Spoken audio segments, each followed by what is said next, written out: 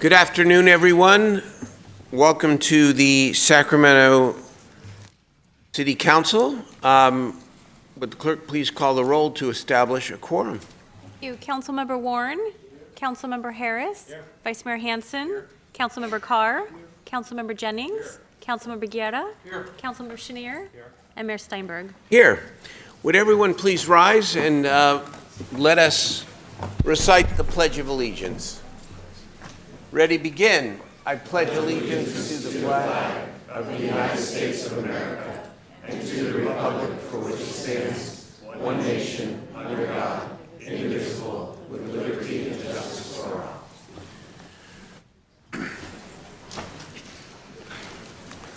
Well, good afternoon to everyone.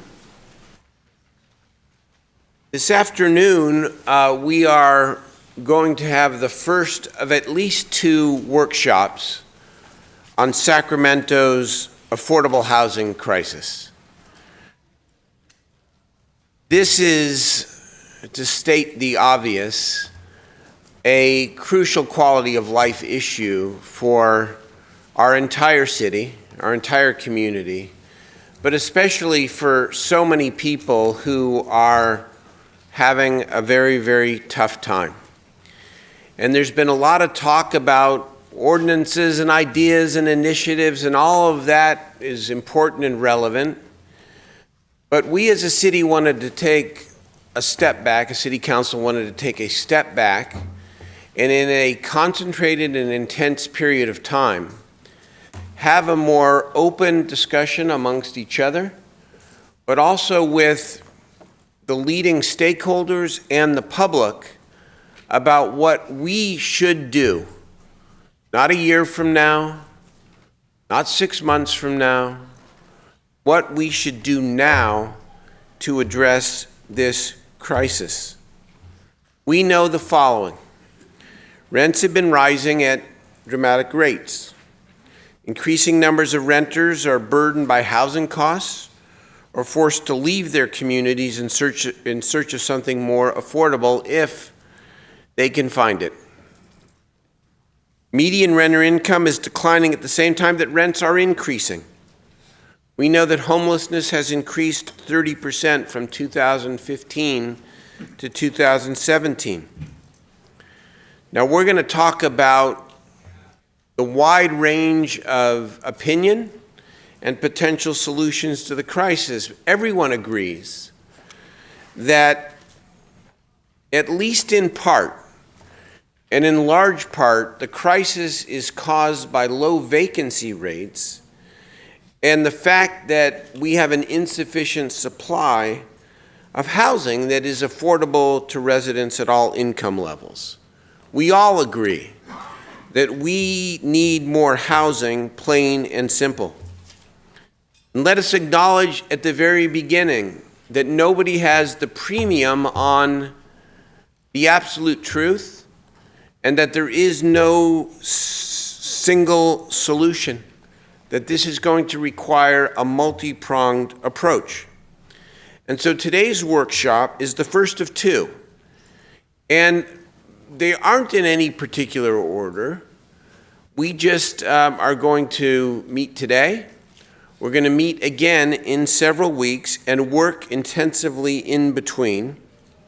Today we focus on funding, including our current funding situation, namely, do we have the public resources and the private capacity to be able to build more affordable housing more quickly? And if not, what do we do to gain those resources?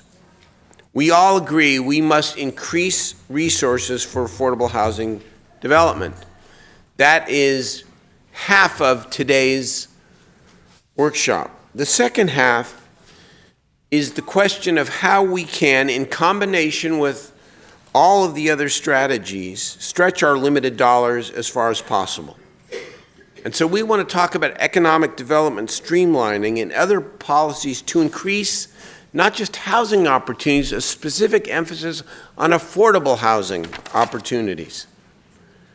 We know that building new units, the supply question, may in fact be the answer, but it is going to take time, and many city residents need help now. For this reason, the second workshop, which is scheduled for September 4th, with a lot of conversation between now and then, both out in the community and in our respective offices. The second workshop will focus on rent stabilization and just cause eviction as potential policies, in addition to some other innovative approaches which are being talked about in our community to address the immediate burden many residents throughout the city are facing today. And I suppose if I have one ask of everyone here in this conversation, is that we listen to one another and we answer two questions, honestly and forthrightly. Number one, is what we might do or plan to do going to harm the need to build more supply of affordable housing now in the future? One question. Question two, what do we do to help people who cannot wait for additional supply to come online, who are hurting right now? How many people are so suffering? And what is the magnitude of the solutions that are going to be necessary to help as many of our fellow Sacramentans as possible? I'm really looking forward to this, and I turn it over to Assistant City Manager Michael Jasso, who is the Assistant City Manager for Economic Development. It's interesting, I might note, that you are the lead here on this housing workshop, because I think it speaks volumes that housing is in fact an economic development issue, especially affordable housing. I turn it over to you, sir. Thank you. Thank you. Thank you, Mayor, City Manager, and members of the City Council. I'd like to reiterate, and stress the importance and the timeliness of Council in taking steps to address our growing lack of housing affordability in our city. Generally, what we've seen over the past few years has been underperforming median income growth in the city, while this has been paralleled by unprecedented rise in rents. We've seen a slower rate of new housing construction, both single family and rental, leading to shortages. And as you've just pointed out, Mayor, we know there's a very real direct relationship of housing affordability to economic development. A diverse and affordable housing supply is key in our ability to attract and retain workers and businesses in Sacramento. The growing housing affordability crisis we are seeing here in Sacramento is not unique to our city, nor addressable solely in the context of local actions. It is driven by national policies as well as a statewide crisis in affordability. I just want to briefly characterize some of the cause and effects and kind of indicators we're seeing today. Economic recovery in California, Sacramento has outpaced housing construction. We have more people moving into the Sacramento area. Sacramento this year, was the fastest growing of the 10 largest cities in California. So this has happened at a time when it's been coupled with housing demand that was pent up due to the recession. We're also subject to the Bay Area's economic boom along with its rising housing costs, which are spilling over into our local economy. It's important to note we share a common construction labor pool with the Bay Area, which affects our construction costs, but as has already been pointed out, we have lower average wages and growth in wages, making product less affordable to more of our population and in turn dampening production. We've had a tightening of housing supply, which has driven down vacancy rates and driven up rent levels. As a result, Sacramento's experienced the highest rent increases in the nation in 2017. Equally, on the home ownership side, home prices in Sacramento have grown from $298,000 in 2011 to $370,000 in 2018. In approaching the Council's request for a housing workshop, we felt that it was very important to address some of the major issues that affect housing affordability.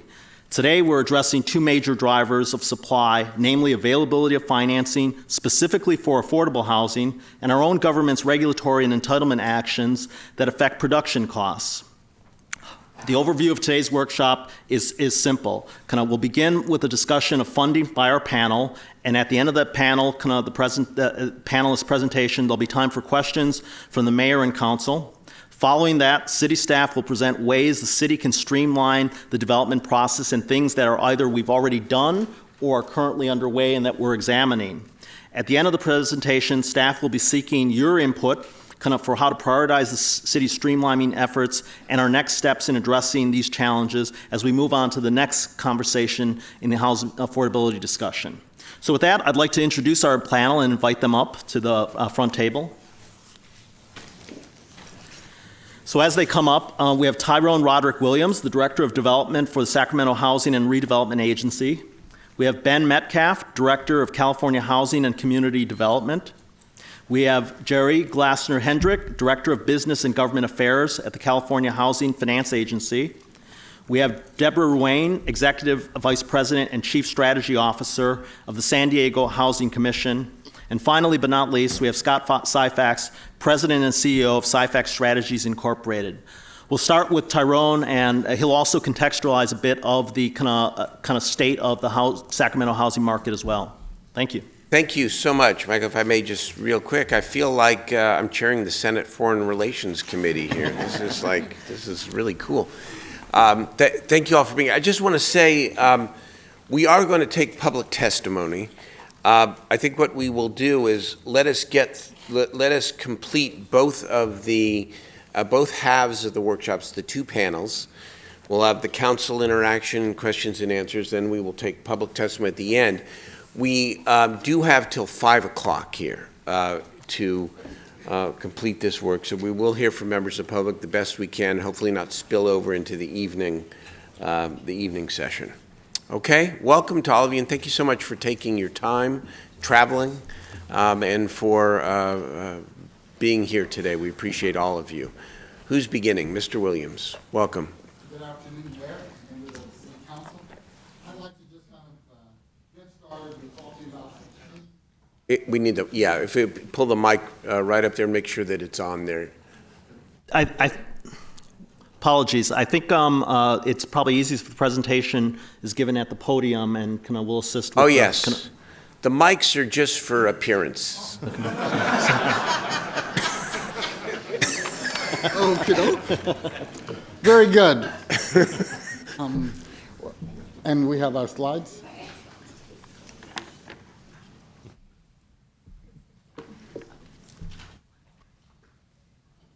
Okay.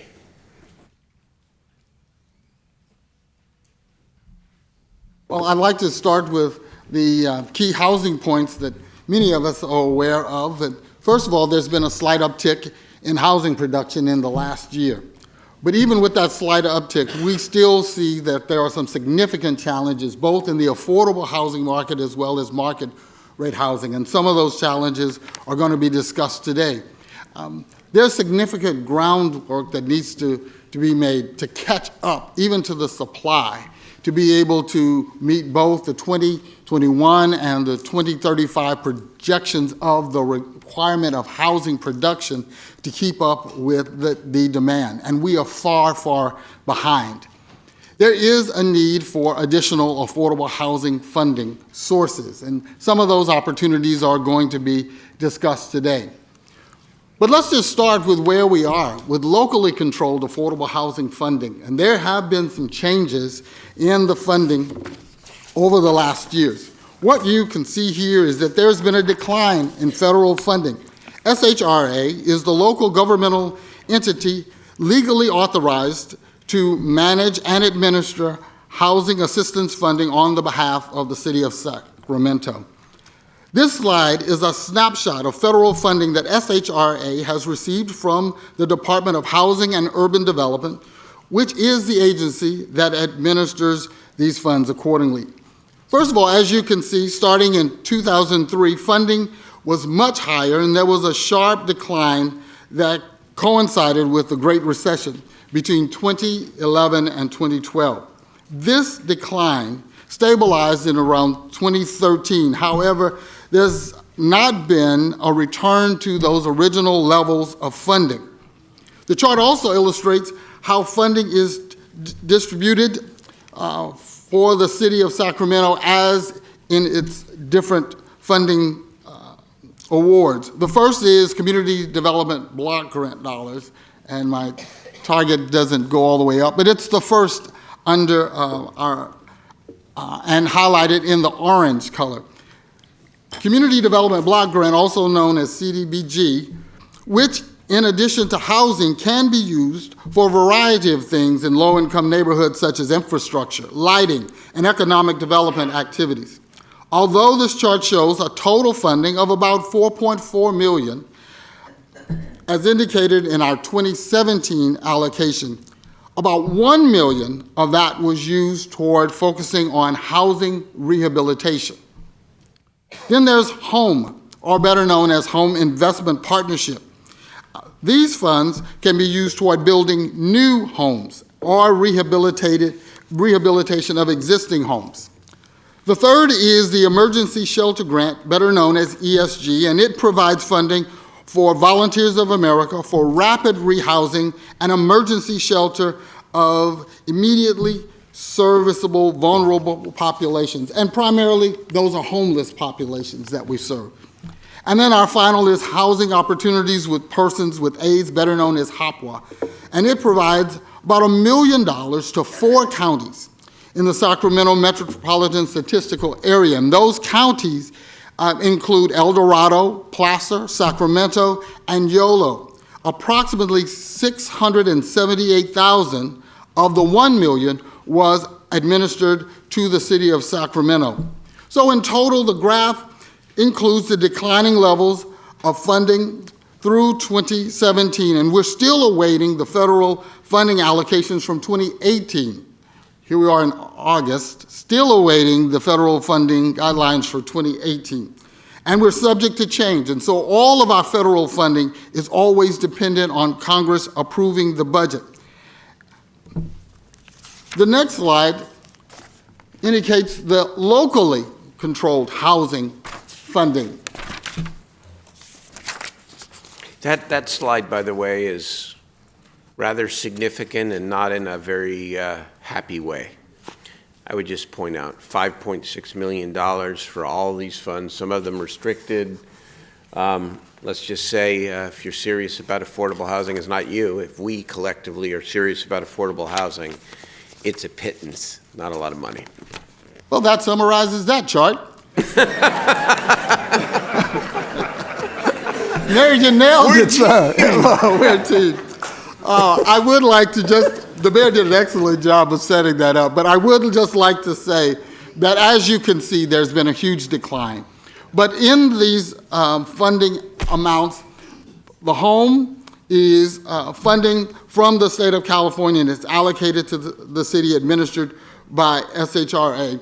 Oftentimes we hear of the term housing trust funds. Housing trust funds really apply to 2 categories on this chart. The first is housing trust funds, and that is gathered from a fee that's assessed for the development of housing that then is set aside in a fund that goes to support affordable housing. The second is the mixed income fund, and that's a fee that's assessed to commercial property. The fees from that assessment go to funding affordable housing. Both of those are really targeting workforce development or workforce housing. We mean when we say workforce housing, that is individuals who are gainfully employed or seeking to be part of the workforce, and that's what those funds are used to target. The last 2 categories, HOPWA and ESG, are really targeted to very, very, very specific populations. And while it's clear that they're included in the total, I think it's also very important to understand that all of our locally controlled housing funding has very restrictive guidelines on who it can serve, and that plays a great deal in determining how that funding gets used. Our next chart is the possible future state funding estimates, and these are estimates. The good news is that there is help on the way. The first one would be SB2, which requires county recorders throughout California to charge an additional $75 fee at the time of recording every real estate investment paper or notice, except those expressly exempt from payment. And so through the assessment of these fees, which is estimated to be no more than $225 dollars per transaction, we estimate that it could generate about $250 million, and that the city would receive a range of $1 million to $2 million. So that's a new potential funding source. The proceeds also support Calvert for home purchase assistance for veterans in SB 3. SB 3, which is anticipated to be about a $4 billion general obligation bond on the November 2018 general election ballot. And if passed, it could generate up to $3 billion in bond proceeds. And so those bond proceeds then could, at the state level, provide up to $1.5 billion in local funding.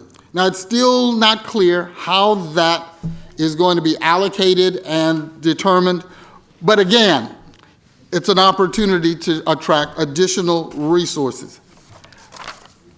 Also, the Homeless Emergency Aid Program, better known as HEAP, and it's a competitive funding program offered by the California Homeless Coordinating and Financing Council to eligible applicants such as cities with populations over 330,000 and to continuum of care programs, of which we have one here in Sacramento. This funding currently provides more than $5.6 million for the city of Sacramento and more than $12.7 million for the Sacramento's continuum of care and Sacramento steps forward to address homeless crisis issues. Eligible uses of this funding include, but are not limited to, homeless prevention activities, criminal justice diversion for homeless individuals with mental health care needs, establishing or expanding services for homeless youth or at-risk youth, and then finally, No Place Like Home. This funding would support the acquisition, design, construction, rehabilitation, or preservation of permanent supportive housing for persons who are experiencing homelessness, experiencing chronic homelessness, or who are at risk of chronic homelessness. The first funding cycle expects about $263 million available for the first year, and up to $1.8 billion for multiple funding rounds for competitive grant opportunities, and $200 million statewide for non-competitive funding. This is the projected amount for the first round. There's a brand new opportunity on the horizon, and it's called Opportunity Zones. The Opportunity Zones was an effort for this current administration to engage the private sector in investing and being an active, integral part of transforming urban communities around the country. The U.S. Department of Treasury has certified census tracts as opportunity zones in our region, and this is going to provide multiple areas of private investment in low-income communities. The Opportunity Zone program was recently established by Congress and encourages long-term investment in low-income urban and rural communities as part of the Tax Cut and Jobs Act of 2017. It allows for investment in affordable housing, infrastructure, energy, community development, business operations, equipment, and real property. Opportunity zones are present and provide a present and new source of leverage for states and federal agencies to partner with communities to invest in. What you see on this map is overlaid with the Promise Zone. The great news about Sacramento is that there is a real effort to overlay Promise Zones and Opportunity Zones. Both are federal initiatives. The highlighted area in yellow is the Promise Zone. Those areas that are highlighted with the hash mark are the city opportunity zones. There are opportunity zones in the county as well. And we look forward to doing everything that we can to position Sacramento to be as competitive in attracting private investment into those zones and into projects in those zones. The key factor is they're looking for investment opportunities that are ready to move forward. And that's really where we have the advantage, because the Twin Rivers project is the largest affordable housing project here in the city that is poised for moving forward and attracting investment from opportunity zones. There are other opportunities for business investment, and we will be pursuing every opportunity to attract investment and position us in the most advantageous way possible. That concludes my presentation at this time. Thank you very much. I know we'll have some questions. I know I do after we hear from the panel. Appreciate the good foundational opening here. I want to welcome Ben Metcalf. Thank you, Director Metcalf. This is the state's housing chief, if you will, and to come to our humble chambers here. We're very grateful for your time and for your leadership. Welcome. Thank you, Mayor and members of the City Council, for the invitation to join today. And I do think this conversation, this workshop, builds nicely upon some really impressive work the city has led over the last several years and positions the city well as a partner, convener, and innovator. So let me, I want to focus on two particular areas, if I can get the slides to work. Interesting. Going wrong. There we go. I want to talk, so Tyrone actually did a great job, I think, with the overlay of a lot of the state funding that we're putting out. And I want to focus more on some of the suggestions about areas that I would advise the city to focus its time and efforts on. And these aren't going to be a big surprise, I think, to many of you on the dais and many of those in the audience. First, the question, I think, hinges on how can Sacramento better capture those funds that are already out there from the state and the federal governments to deliver on its priorities. And second, what more can the city be doing to be facilitative of, from a planning and regulatory perspective, to make that housing happen, and to also make sure that our non-subsidized housing stock here in this city is as affordable as it can be. So first, on the question of how does the city access federal and state funding better? And there's a lot out there. Tyrone alluded to this. I would estimate something like $8 to $10 billion of new money will be being made available by the state to communities in California over the next 5 years, from Prop 1 and Prop 2, should they see the voters' approval, our cap and trade programs, and a number of other funding programs that are already in the hopper. The first thing that I would offer up is the criticality of having a clear sense of what kind of projects, where, what types, serving what populations, having a real strategic vision for the development of affordable housing throughout the city.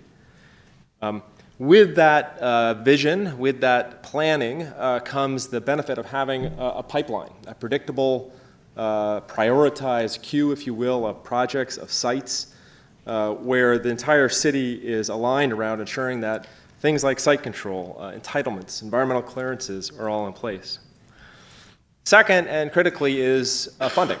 So for the city to gain awards of state and federal funding, in almost every case, local funds have to be brought to the table. As a threshold matter for these funding programs, as a scoring matter, the state, like the feds, looks to see that locals are putting skin in the game, and allows us to have the confidence that when we invest our funds, we will truly have the support of the city as a partner with us in ensuring the long-term viability and success of those projects.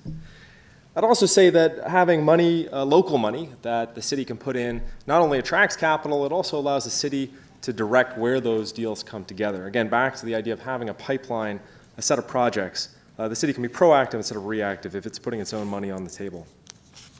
That said, clearly, to be successful in the funding game, you also need to be thinking about the priorities that the state has already identified for the funds that it's putting out, and in line with the priorities of the voters of all of the state of California. And these are things that I think will work well in the Sacramento context. I think they have worked well in the Sacramento context.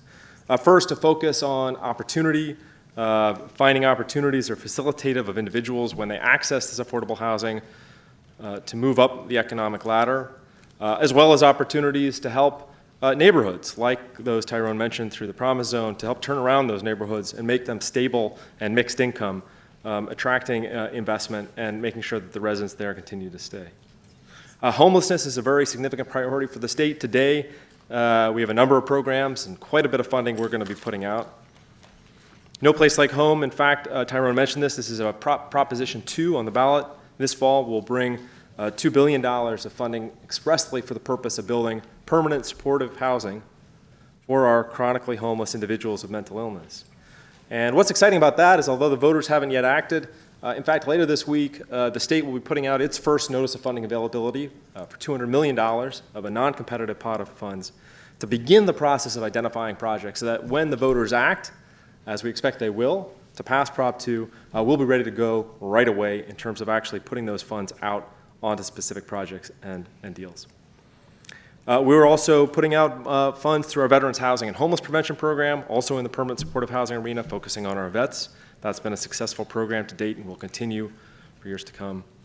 And we've seen, obviously, the city is also a beneficiary of the Whole Person Care Pilot, which is a great opportunity to drive forward comprehensive, holistic housing opportunities that ties together the supports and services that individuals need to remain and stay housed.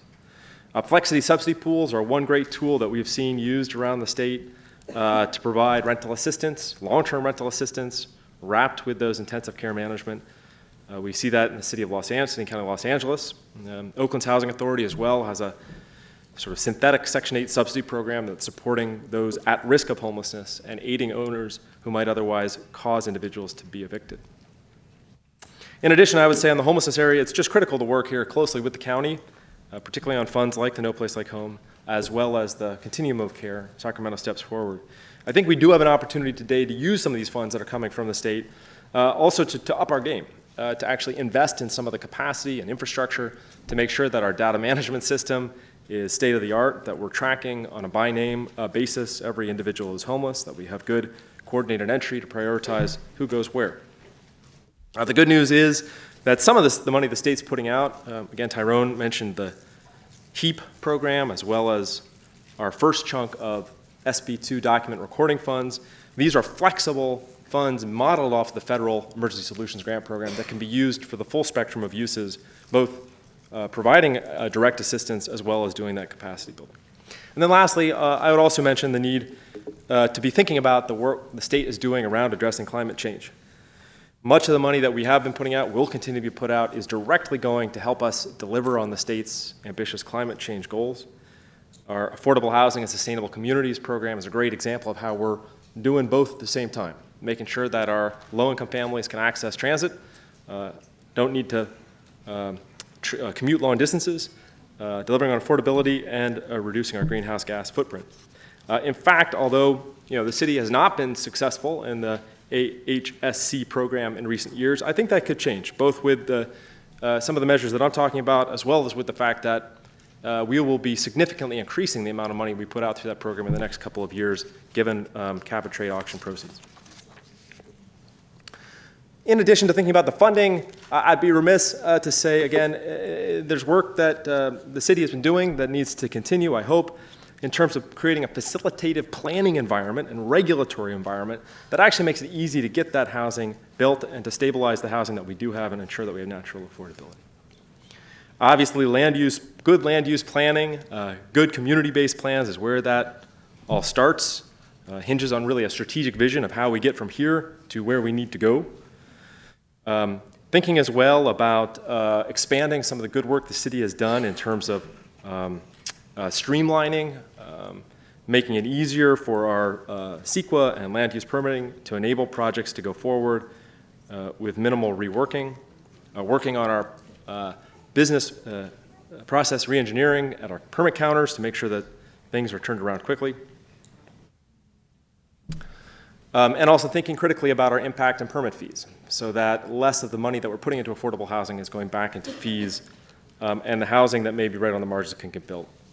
I would say here as well, we're putting out some funding later this year, also through our document recording fee, specifically to help cities do smart planning work, and look forward to working with you all there on that area. One great example, I think, of where The city of Sacramento can continue to double down, and certainly in the accessory dwelling unit area. I wanted to focus on this for just a minute. In 2017, the state legislature and the governor recognized the importance of backyard cottages, in-laws, accessory dwelling units, however you want to call them, and stripped away a lot of the barriers that quite a few cities in California had imposed that made it hard for private property owners to take advantage of the space they had and to create additional housing units. That included eliminating some of the fees, making the process ministerial, removing some of the onerous parking requirements. And what we're beginning to see around the state, particularly in those places where cities have stepped up to the plate to prioritize this in their processing, is a growing expansion of homeowners making these great decisions to add to the inventory in this natural way. I would say here a couple of examples. One is the city of Los Angeles, which I mentioned here, that has seen its applications for ADUs go from just 90 in 2015 to almost 2,000 in 2017. In fact, current permit data from the last several months is indicating in LA that ADUs are now accounting for 54% of all projects being submitted and more than 15% of all new homes that are being permitted. Great work actually out of the University of California, Berkeley by Professor Karen Chappell has looked at several cities and identified that as many accessory dwelling units could be getting built on feasible sites as the total zoning envelope for all multifamily infill units in those cities. Berkeley is one example where that analysis has been completed. So there's a lot of potential here for this naturally affordable, unsubsidized housing that I would encourage you to take a good look at. With that, I will stop and pause and welcome your questions. Thank you very much. I think we'll ask the other panelists, and then I'm sure all the members are writing down their questions, and we'll get back. Thank you again, Director. Ms. Glasser-Hedrick, welcome to you. Maybe you could begin by explaining to the members and the public the difference between the California Housing and Community Development and Cal-HFA, because I think that's a simple but easily misunderstood distinction here. Certainly. Thank you. Welcome. Good afternoon, Mayor and members of the City Council. My name is Jerry Glasser-Hedrick. I am the Director of Business and Government Affairs at Cal-HFA. For those of you who don't know, these halls are not foreign to me. I've worked for the Sacramento Housing and Redevelopment Agency for years and moved on to the State Treasurer's Office and now find myself at Cal-HFA. Cal-HFA is actually the complement to HCD, where HCD handles much of the policy discussion and the administration of subordinate financing that's administered throughout the state. Cal-HFA distinguishes itself as the affordable housing bank for the state. And let me kind of dive into that, what that means to you as a local government, what that means to the development community that utilize our services. Essentially, we provide both single-family and multifamily financing options to the community. In many instances, we lend in arenas where the conventional lenders will not. In other instances, we mirror what conventional lenders do. On the single-family side, statutorily, Cal-HFA cannot make first mortgage loans to home buyers, but that does not mean that we don't engage in that arena. We have resources for down payment assistance, and what we do is we work with our mortgage partners to originate first mortgage loans, and they utilize our down payment assistance, which allows us to reach a clientele that's much lower income and sometimes a first-time home buyer in a way that conventional lenders can't. We then purchase those loans from our mortgage partners and sell them to our federal partners. So we're constantly providing our lending partners with liquidity so they can continue to serve the low-income and first-time home buyers that we're seeking to assist with our programs. On the multifamily side of things, we don't have any statutory prohibitions against providing against lending, and so throughout Cal-HFA's history, we've provided both permanent and construction lending to multifamily affordable housing projects that you can see kind of all around the city center. Right now, our construction construction lending program is not active. We're focusing on our permanent financing for projects. Projects at a statewide level are eligible for our programs.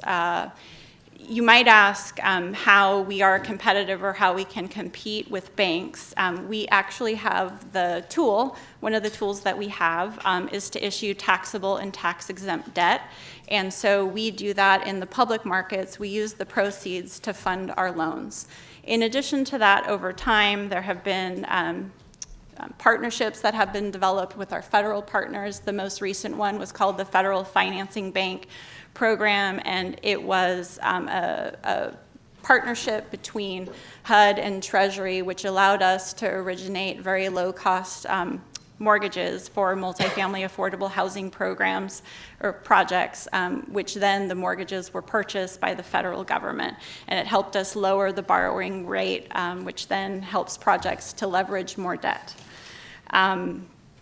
We actually run 3 distinct permanent loan programs. We have a taxable program, which can be used in conjunction with 9% tax credits. For those of you who are familiar with the RENA, we have a tax-exempt program. Could you just explain that to the layperson? Sure. Thank you. I'm not saying I'm one of them, by the way, but just whoever they might be.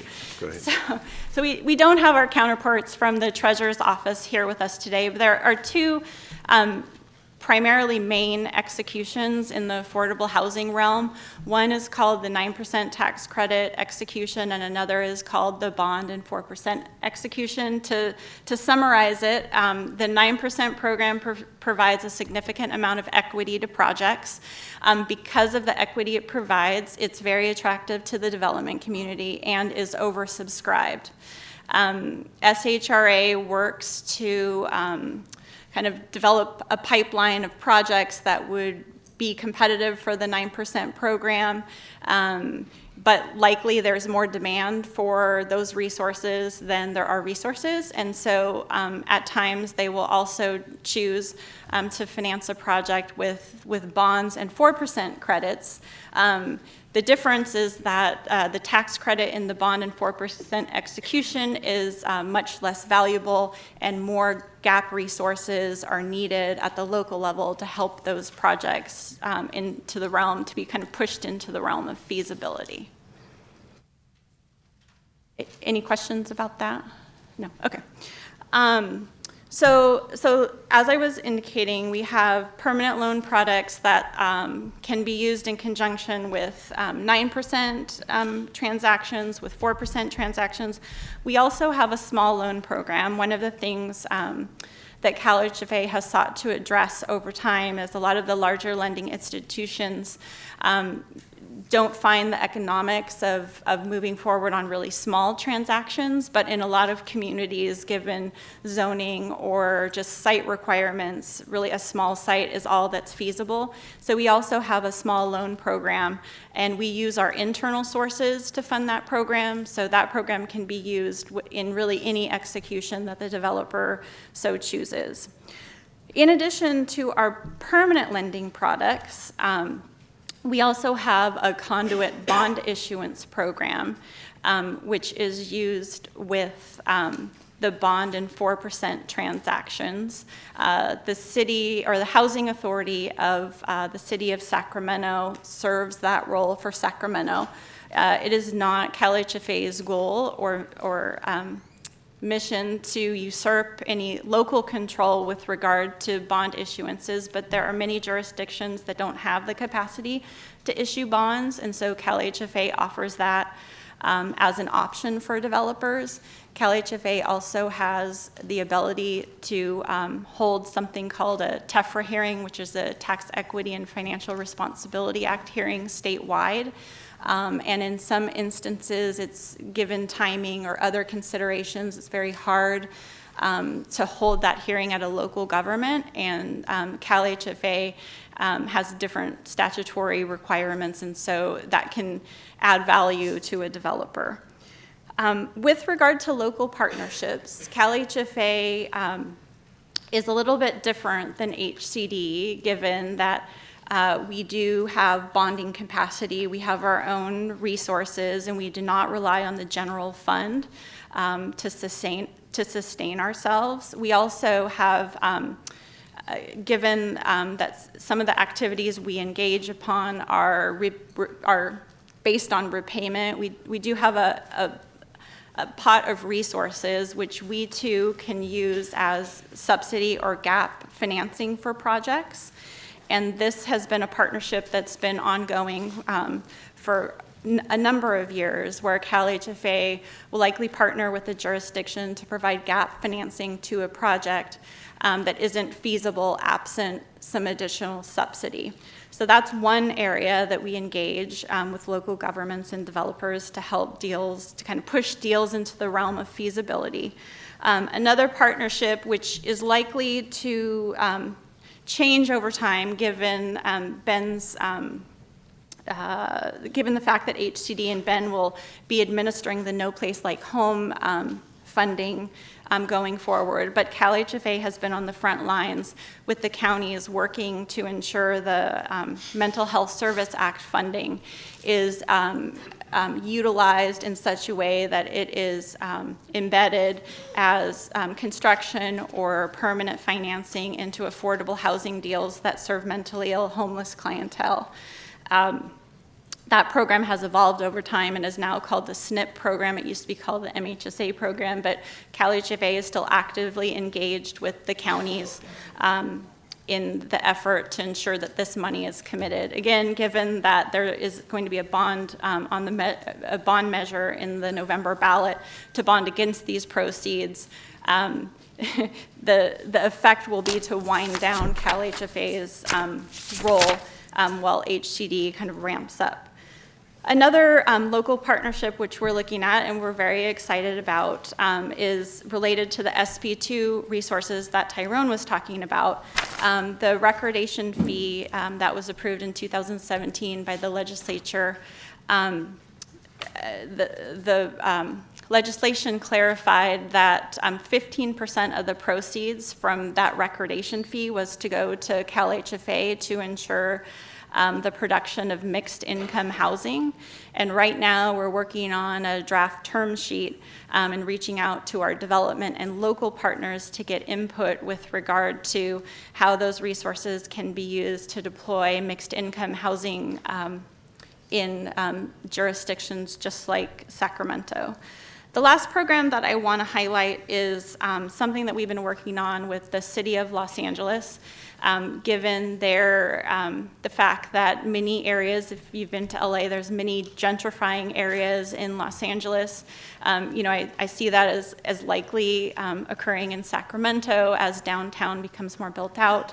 But we have been working with LA to develop a naturally occurring affordable housing program whereby there'd be kind of combined with our lending products and our gap resources, there would be the ability for developers to identify sites that are in gentrifying neighborhoods, but yet rents are still relatively affordable, to purchase that property and put it under a regulated framework so that the units actually stay affordable in perpetuity. This is a new program and we're excited about it. We're working on our first deal right now. But Cal HFA is very encouraged by the progress that we've made and very open to speaking to jurisdictions regarding the specific issues that they're trying to address in their communities to see if we can be helpful or partners. On the last note, I've spent a lot of time at the state level looking at statewide housing policy, and I am very encouraged at all the dialogue I see in the newspapers in Sacramento Bee about housing. We are far short of where we need to be as a state. I think HCD statistics are that we're 1.5 million units short of housing right now, which means there's millions of people that are either doubled or tripled up or living in substandard housing. And I'm happy to be here speaking in front of you. And to the extent that Cal HFA can be a partner with you, we definitely want to encourage you to reach out to us and see what we can do. Thank you. Thank you so much. Thank you for the overview. Appreciate it. Welcome.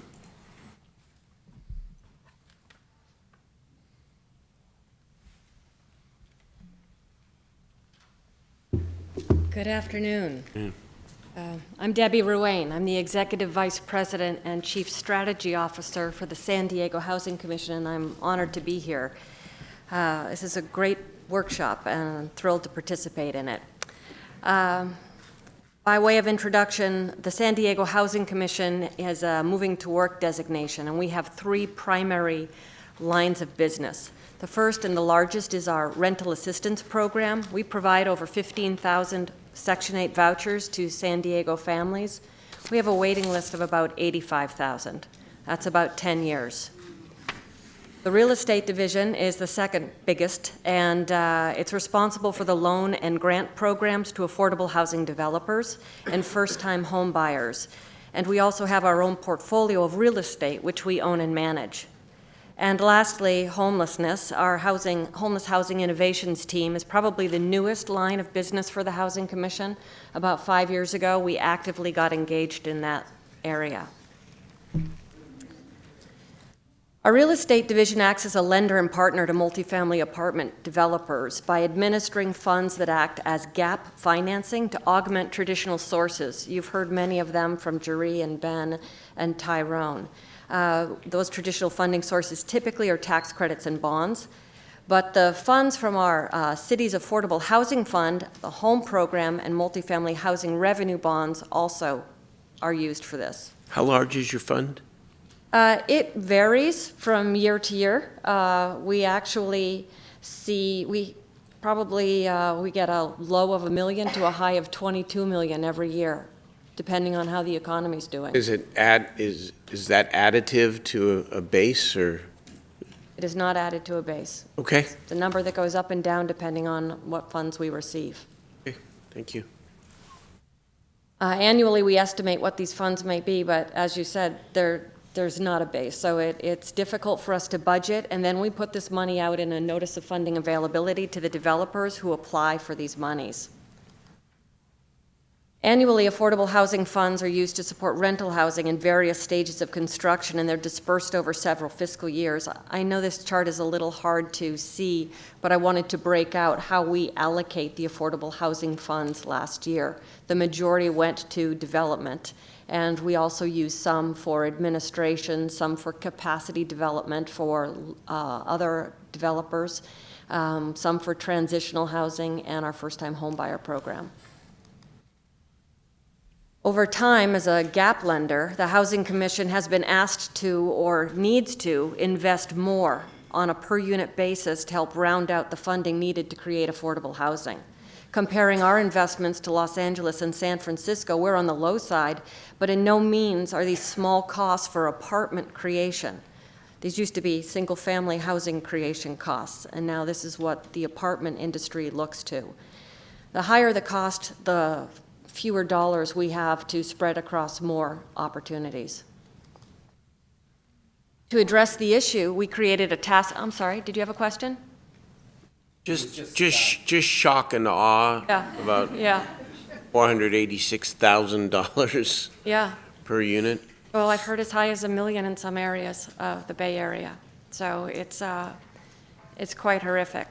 And to that point, our board, so the San Diego Housing Commission has a board of commissioners who are appointed by our mayor and confirmed by our city council, and our city council sits as our housing authority. So technically, the San Diego Housing Commission has two boards that we report to. And every time we bring a transaction to our board to ask for money to invest in a transaction, the number kept going up on a per unit basis. And our board said, why? What are you doing? What is going on? So we have formed. Right. Can I go back just for a second on the 486, because it is a pretty remarkable number. What does that include? Is that solely for the door? Does that include transportation items around that, or is it other infrastructure development? That is new construction, including the infrastructure, excluding the land.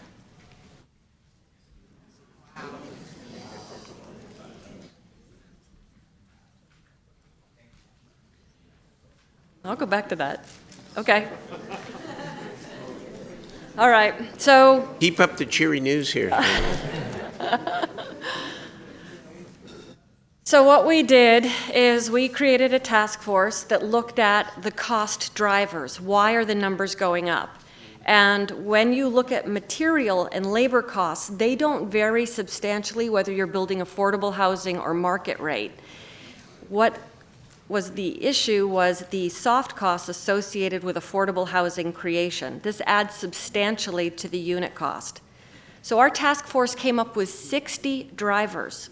We grouped these into categories of responsibility, meaning which entity is responsible for the cost. And it broke neatly into 3 categories: federal, state, and local government.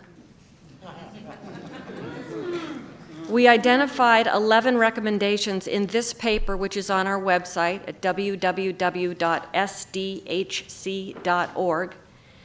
We published this in 2015, and we felt that these 11 were actionable so that we could begin the process of helping the developers facilitate the creation of affordable housing. And this could mean cost savings or time savings. Our recommendation was for San Diego to take the first 8, for us to work on 2 with the state and 1 with the federal government. And it's always a point of interest for me when I ask people which of these opportunities they think was the toughest to tackle. It wasn't CEQA, it wasn't EIRs, it was actually number 1, setting a goal. We did this by producing this report a year and a half later. Essentially, we took a look at what San Diego needs to accomplish over the next 10 years, and we calculated what we believed the need is. We figured out whether or not it's feasible given our land constraints. It was our intent to help our elected leaders see that it is possible if changes are made, and it is everyone's responsibility. Our findings calculated between 17,000 and 24,000 units were needed annually in order to adequately meet the demand. And this means that we have to triple the top annual production rate currently in the city. The good news is that we identified 5 sources to provide the land for those housing units, but it means rezoning, redeveloping underutilized land and disused industrial zones, infilling vacant lots, and lastly, allowing companion units, or what Ben was talking about, we call them granny flats. Most importantly, this analysis shows on a parcel-by-parcel basis which areas of our city can accommodate housing, and it's spread over the entire city in every council district. What we were able to show is that this needs to be embraced by the entire city, not just the typical areas where housing, particularly affordable housing, is built. Another tool we created was through crafting Assembly Bill 1637. As a landlord, we own and manage over 3,000 of our own units, and our portfolio is stagnating in terms of turnover, meaning that only about 14% of our residents moved on every year, which means families were staying with us for 7 years on average. We have historically seen 3 to 4 years. This is because the gap in rent between restricted housing at 80% of the area median income and the market rate ranges from $700 a month extra needed to rent a market rate studio to $800 a month to rent a market rate 2-bedroom unit. The supply isn't there, the middle is missing. So AB 1637 enables San Diego and 1 other jurisdiction in the state, the county of Santa Clara, to be essentially guinea pigs. And we have a short trial run to see if we can figure out how to invest in missing middle income housing. We have not yet identified a funding source for this program, but we're actively working with the developers who are eager to try to make this work. We see middle income housing as a key component to addressing our city's affordable housing needs. Lastly, when asked what our future challenges are, they remain consistent. Insufficient funding to provide gap financing, the ready availability of land, rising materials and labor costs, interest rate risk, community opposition, and the need for policymakers to determine how to allocate the available funding, whether it's through the creation of housing or the preservation, i.e. acquisition rehab of older stock. Thank you. Thank you very much. It was an excellent presentation, as were all of them. Mr. Syfax, welcome. Good afternoon, Mayor Steinberg and members of the council. Thanks for the invitation to participate in this forum and talk about some ideas that might make a meaningful difference in access and affordability for our city's residents. It's interesting, not that long ago, back in even the late 90s and early 2000s, rental rates and home prices had a reasonable relationship to area incomes, and it seemed in most cases the housing market, if not completely fluid, at least creakily worked. Today, I think all of us would agree that our markets are broken for too many individuals and families in Sacramento. The housing spectrum that starts at basic shelter and transitional housing for the homeless and moves on from there through lower income workforce and entry-level housing and all the way up, even up to luxury housing, seems to be stuck in so many places. A well-functioning market where population, supply, and price are in rough equilibrium, people move along that spectrum according to need, ability, and life circumstance. In this broken market, too many of our citizens are ending up backed up against each other with few choices and sometimes no choices at all. I want to talk to you a little bit about the statistics. The city staff was kind enough to provide all of us in advance some statistics which I think are by and large daunting. I've always used state employment as a proxy for middle-class income in Sacramento. And according to the State Controller's Office, the average state of California wage is $67,000 and change. According to the staff, the median city household income is $52,000. If you take that and you back off all the taxes involved at a 20% tax rate, that household would have about $41,000 in net income to spend for all of its needs. And if you use the conservative 30% of income that's generally used when people are talking about what's an approximation for what people should spend on housing, that would leave about $1,039 a month to pay for rent. That's still, and that's with no bills, no debt, or any student loans or anything else, that family would be $18 short for the average estimated City of Sacramento rent of $1,057. Home ownership statistics are just as daunting. As the paper pointed out, the Great Recession has taken many families backwards with regards to achieving home ownership. This is particularly true in communities of color. As an example, while 8.6% of owner-occupied housing units are identified as African American within the City of Sacramento, and this overall statistic for Sacramento County is 27%. That is down from a total, according to the U.S. Census, of 43% in 2006. So it's almost been chopped in half. And only 13 of the largest 100 counties in the United States had a lower black home ownership rate than Sacramento County in 2015, according to the census. So there are many ways to define the problem that we face, but I define it as one of supply and access. So on the one side we have supply, and on the other side we have accessibility. But for purposes of today's discussion, I want to talk about both of those in relationship to finance.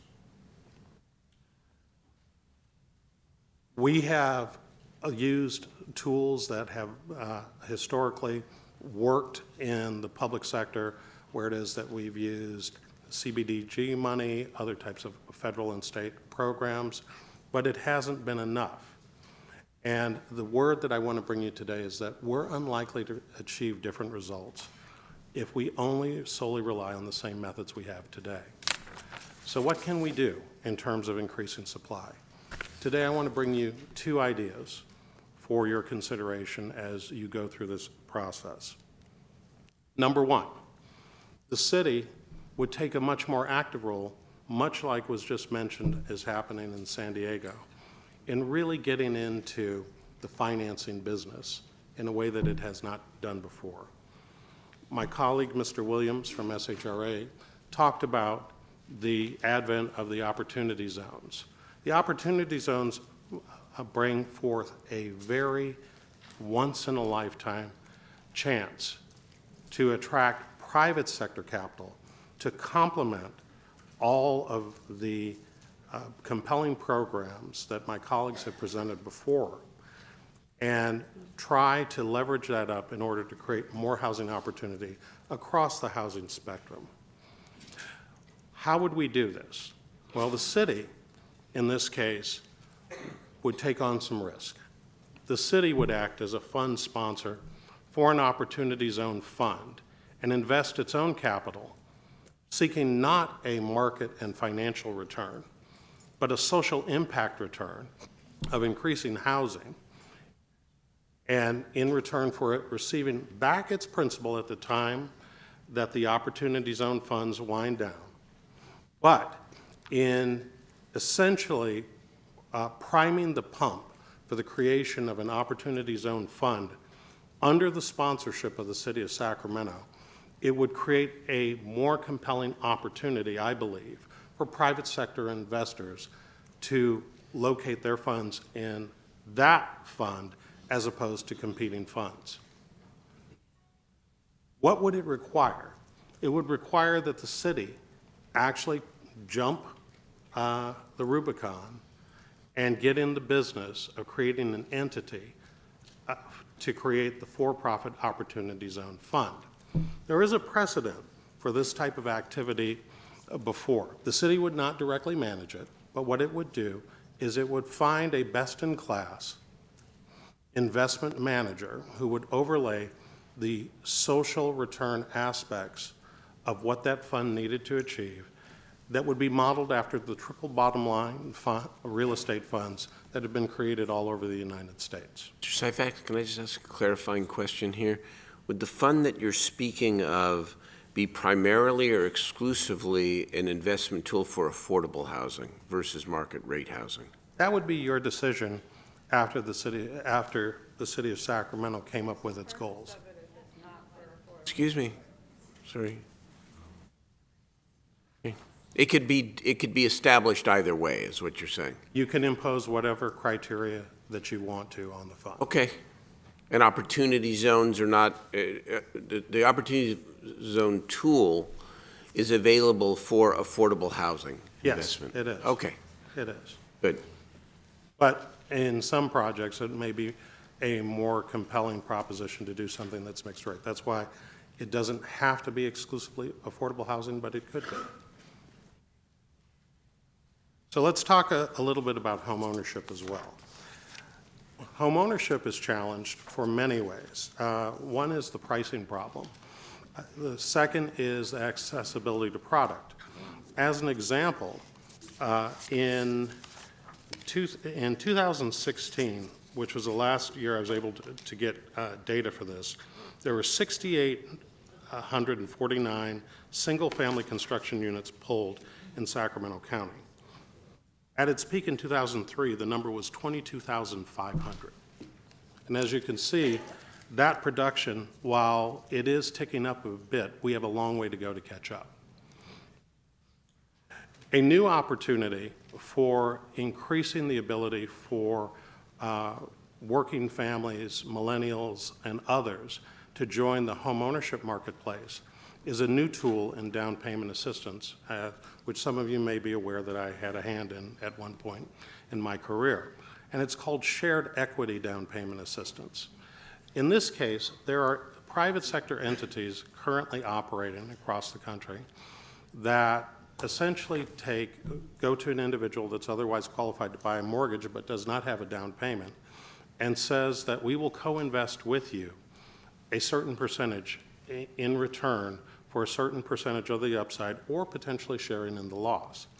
Let me give you an example.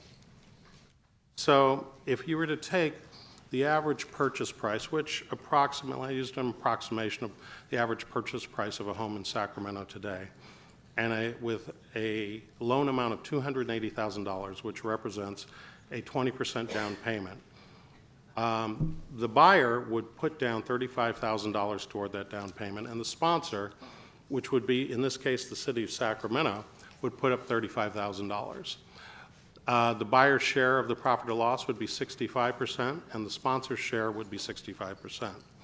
So At the end of 10 years, just to do an example for you, if the sales price of that $350,000 home went up to $400,000, there would be a $50,000 change in value. The sponsor, the city, would earn, when that home was refinanced, sold, or otherwise disposed of, $17,500, and the homeowner would reap a reward of $32,000. Conversely, if there was a decrease in value, the sponsor, meaning the city, would lose $17,500, and the home buyer or a homeowner would lose $32,500. Now, that is a risk, and you might say, well, why should government be involved in this type of activity where its money is on the line and it could lose its money? Well, for two reasons. One is the social goal of promoting greater home ownership and clearing out that spectrum that's getting bogged up because people aren't moving through the different stair steps of housing within our community. The second reason is that to the extent that there is continued appreciation and upside, the city would be able to take those funds as they cycle off and use those to redeploy for other housing-related needs. But bottom line is this: the city of Sacramento, I believe, in order to truly start to move the needle with regards to addressing the housing problem, is going to have to get far more directly involved as a financier and start to think about how it plays a role as an investor in the growing housing stock, affordability, and accessibility for our residents and citizens.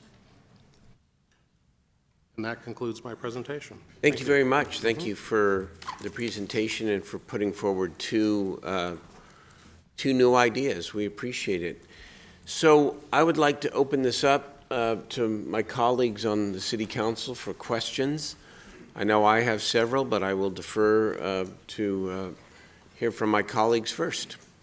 Vice Mayor Hanson. Thank you, Mr. Mayor. Thank you, distinguished panel, and very attentive audience today. I think that one of the things I want to try to do, and this is going to be a question to the panel, but there are several competing challenges that we're trying to wrap into one conversation. And Tyrone, you mentioned this, just the increasing population, which is driven by a variety of things: natural population growth, aging community because of longevity, and then influx of new residents from other parts of the region or even beyond our region who are attracted to Sacramento for its natural beauty, its civic pride, all of those things.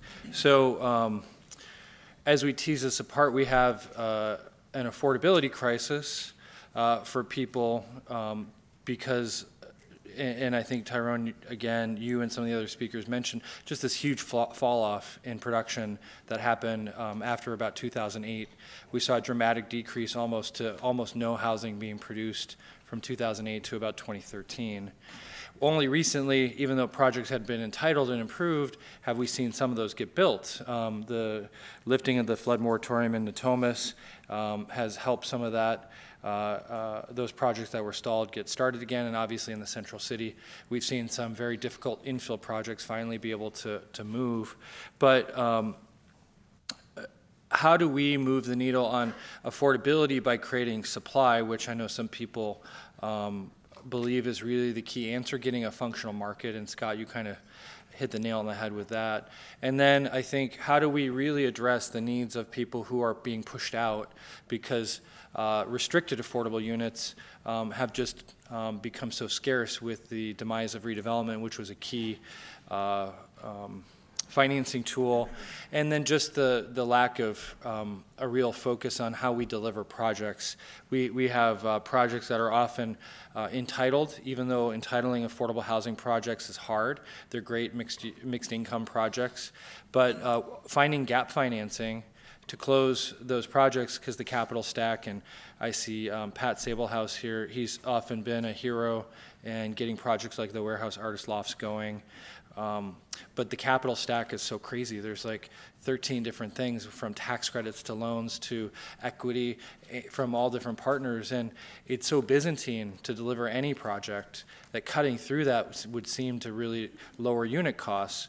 But delivering those restricted affordable units to the segments that need them the most, certainly the formerly homeless, seniors, but particularly that workforce housing, which people who are working and make an income, but that income is not sufficient to sometimes move into a market rate unit. And how do we really come with tools to address all three of them, I guess. And then I just would say it's so hard to build in Sacramento. And it's not because we've made it hard. We've tried to knock down every entitlement barrier we can, and we'll probably knock down more, from lowering fees to exempting projects from CEQA through things like our Central City specific plan and other specific plans. But I do think that we're going to have to find a way to continue to push on all of these different aspects if we're really going to fix the problem. So is there one key idea that we should really be focusing on? SB2 is a great example. And I know, Mayor, I've brought this up before about us really taking a little bit more of the driver's seat with our housing trust fund to help both connect the costs of the fee money that we get in to delivering projects. And we just haven't been able to deliver very many units. It's really sad. But I do think that there are options, and ADU certainly came up and is one of them, and we could find a way to increase the development of ADUs. But there has to be a mix of solutions, and you all presented that, so I want to thank you. I also know that for the people who are suffering the most, time is of the essence. And creating housing supply is a very large ship. It may even be a tectonic plate. It does not move very quickly. So as some of our brain trust here, how do we really provide immediate relief to people who are hurting? That was a lot of different questions, but you all have different perspectives. Go ahead. Why don't we begin? Why don't we begin in the middle here, and maybe with Ms. Rain from San Diego, who's living it, in the same way that maybe it's a different way that we are. Where would you start? What's the most important piece? Well, I believe supply is the issue. I believe that if you start now, it takes, on average, 6 to 7 years from the date a developer finds a piece of land and ties it up and begins the entitlement process and the finance process, the approval process, the construction. We've chopped that down to as little as 6 months here. That's fabulous. Yeah. 6 months. I think that adding to the supply as quickly as you can is key. Okay. I'm definitely not a proponent of there's one answer to solve the problems. It took a long time for us to get where we are, years and years of underproduction. I tend to be in alignment with Ms. Ruane that we have a supply problem. I also believe that we can't fund our way out of this. I strongly believe that we can't pass enough bond measures at the state level or even at the local level to fix what has been created. So I'm also a proponent of looking at ways that we can encourage through the tax system the creation of housing in general. The framework that we have at the state level I don't think provides the incentives that need to be there in order to incentivize people to construct housing. That's a tall order, but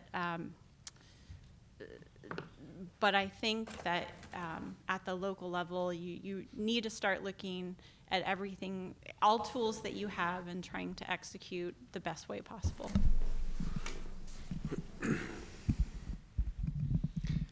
Yes, all of the above on all this. Two specific things I'd throw out there that your comments triggered in my mind. One is, I think there is an opportunity that's easier now to hit a little bit higher up the income spectrum. So when we're doing affordable housing, we can now serve up to the 80% of area median income, which is closer to what a market rate rent might look like, while still receiving the benefit of federal low-income housing tax credits under the new changes to the federal tax law. That can be complemented. Jerry mentioned Cali Chiffe has a great new middle-income product. I think you can also look at expedited processing, discounted fees, tax exemptions to really get projects that are serving a mix of incomes down from, say, 40% of area median income up to 80% of area median income. If you're serving that higher band, those are the folks who are otherwise going to be renting and competing for the homes that are going to be displacing the truly low-income Sacramentans. Second of all, the homeless side. You have to figure out how to get folks just at the moment they hit homelessness immediately rehoused. And that means investing heavily in programs like rapid rehousing, which we know has strong evidence base behind it. I mentioned the Flexity Subsidy Pool, the work that other counties have done. We need to get those folks who are most vulnerable just back into the private sector. Even though those vacancy rates are low, we have to prioritize those individuals. Director Metcalf, just one follow-up. There's been a lot of talk about some creation of tax increment financing again for affordable housing. Do you see that on the horizon into the next administration? Because the legislature continues to sort of talk about that. I do. We had a proposal sponsored by Assemblymember Chu and the Assembly Housing Committee that looked at a much narrower version of redevelopment that focused specifically back in the transit-oriented development space. It did not move, but I think you're seeing certainly interest among the gubernatorial candidates and perhaps taking another crack at that. I think the legislature will want to take another crack at that next year. So it won't be probably as expansive as it was in the old days, but I think there's an opportunity there potentially for Sacramento. All right, thank you. Good, thank you, Vice Mayor. Councilmember Warren. Thank you, Mr. Mayor. And thank you to the panel for your presentations. A couple of things struck me during that portion of our discussion, and one was and most of us, that are in the industry understand this, but the extraordinary cost that it takes to construct a home. Some of the costs we heard were close to $500,000 or even more for an affordable housing unit. And that to me is extraordinary for an affordable housing unit, but that's what it costs. Some of this discussion, I think, is really new and will have to be explored, and particularly things around new programs that I think Mr. Williams talked about, which I believe has a tremendous amount of opportunity, and that's the opportunity zone. And I'd like for you, Mr. Williams, to expand a little bit on the opportunity zone so people really understand how this could equate to more investment in some of these areas where we have housing options at. Well, the real benefit of opportunity zones is, first of all, that it is a private sector initiative. The intent of the creation of opportunity zones at the Department of the Treasury was to basically be able to provide a reduction in capital gains tax as a vehicle for attracting large amounts of investment from either lending institutions or high wealth individuals who are looking at ways of reducing their tax gain liability. And by investing in funds, so that's where it starts, and Scott alluded to that, the creation of a fund whereby individuals or institutions can invest money, and with a long-term strategy of allowing those funds to stay in those pools for 5, 7, and at 10 years, really be able to pay no taxes on the gain of that. That's a game changer. Sure. So then the next step is, how do you identify, first of all, who's creating a fund? And Scott alluded to one way in which the city could be engaged in creating a fund, but there are funds being created all over the country. So at the time that many of these funds are created, the actual projects are not identified. It's a way of investing into a fund, and then that fund manager then looks either in the local area or anywhere in the country and makes that investment. Our opportunity is to have Sacramento poised and ready to be an ideal location for the investment, whether it's a city fund or any other fund. The other thing that I mentioned is the value of having the promise zone. overlaying that, because that's another federal designation and a potential opportunity to leverage those funds. What does it mean at the local level? Whether it's a local business that's already up and running that needs additional investment and capital infusion for equipment or expanding their market share or products, that's an opportunity for an investment. Whether it's a housing project, whether it's affordable, mixed income, or market rate, that's up to the investment fund to determine, but all of those are acceptable uses. So let me just, if I could summarize it. So the Opportunity Zone is this new vehicle. It's just coming out now, and it's a way for people to invest money in these targeted areas and have either limited or no tax relative to their gains, to the money that they make for the investment. Is that correct? I would say reduced or no tax on the gain if they allow it to stay in the full Right. life So- of the. So in my experience, incentivizing the private sector would be probably the most efficient way to get more housing stock. But I do believe that it should be a multi-pronged approach, because I think the deficits are such that we have to look at this from a number of perspectives. And I think, Scott, you said something that really resonated with me, and it's some of the discussions I've had with some of the local union people here, where you talked about the city investing in housing. I had spoke to a couple of union representatives about unions investing with private developers. So it's a public-private partnership, and there's risk and reward on both sides. And so I wanted to hear from you as it relates to the way you frame the city investing and how unions might also, through either their pensions, or through some of their labor agreements, Right. whereby they have negotiated either labor agreements or they're incentivized to invest with either private or nonprofit housing developers, but then they would also share in the risk and the reward of that particular project. I think it's an excellent thread that you have pulled out of this tapestry, Councilman Warren, because to start at the end, and then I'll work backwards to the front part of your question, which is that it is conceivable. It's not something that I had considered until you brought it up, but it is conceivable that unions and labor could partner in a way that is unique and groundbreaking on something like this. In my experience as a developer, unions many times have fiscal advisors, BlackRock, Fortress, Cerberus, all of the names, Sure. PIMCO, all the ones that we know. And those folks are out chasing return. What's to say that one of the investments within that market basket of investments that they make on behalf of the unions might be in an Opportunity Zone fund?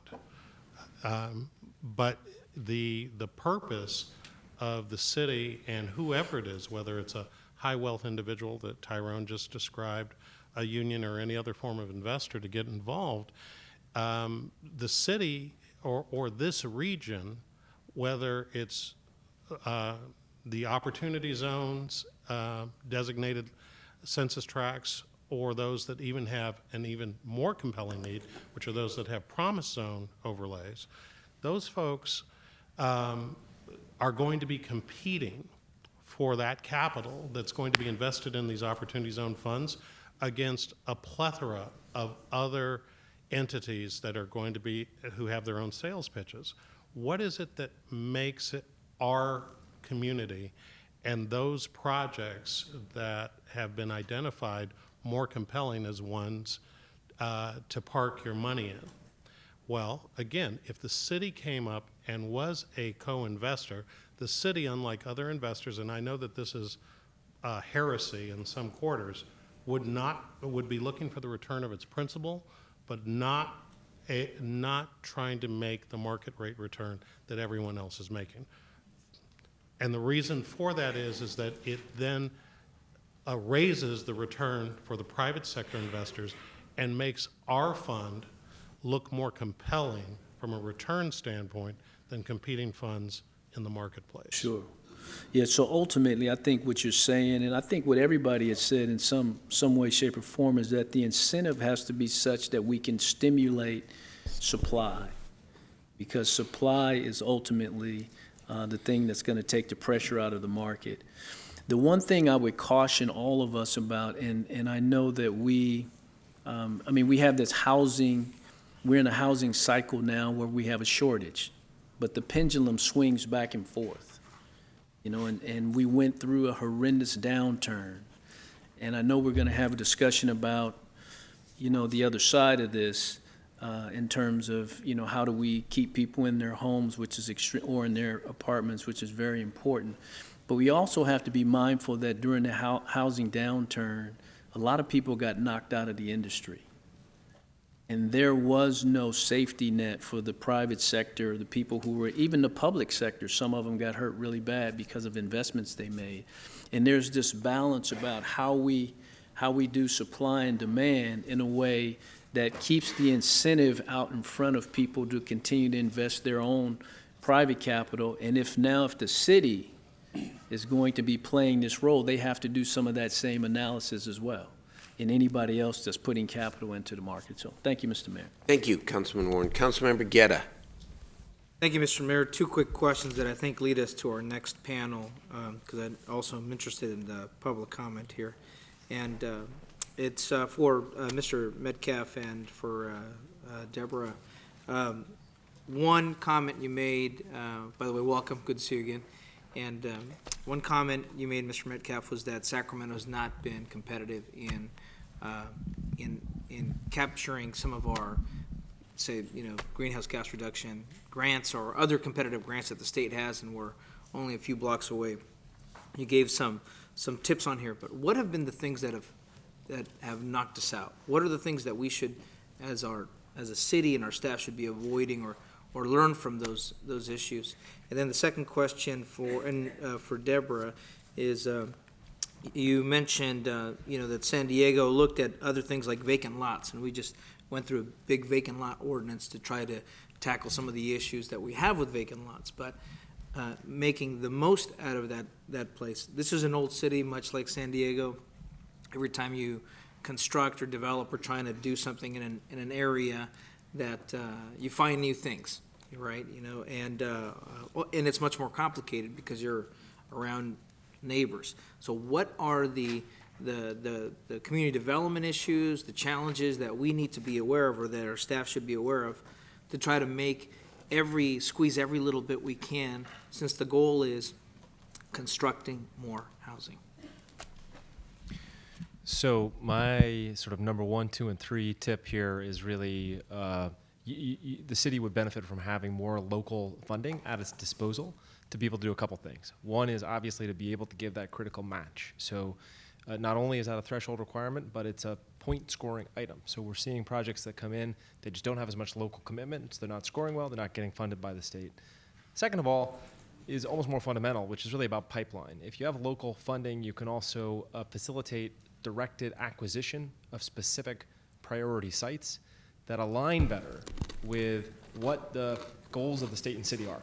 And so I think part of the problem of Sacramento is there are deals that are coming out of projects that are coming out of Sacramento that are going forward to the state, but they're not in the kinds of they're not sites or parcels of land that are lining up with the kind of priorities that I talked about. They're not necessarily close to transit. They're not necessarily close to the services that work for homelessness. And I think if the city can get in sort of as whether it's a lender or an intermediary or just through an entitlement process and really get the better sites, then that plus the funding will give you your fair share of the state money. Thank you, Deborah. Yes. Regarding the vacant lots, I think one thing that cities can do is to target the funds to that. In San Diego, we have a geographical disproportion of housing in one area. So when we as the city put our money out there to developers, we give priority points to certain areas. It's possible you could do a program like that that says we're interested in focusing on vacant lots. Secondarily, vacant lots are usually vacant for a reason. They're contaminated soils. It could be brownfield. There could be very expensive infrastructure that needs to be tackled. but also it could be community opposition. And a lot of the deals that do get killed are because the neighbors say, no, this is not a good use for that. I think leadership is very important.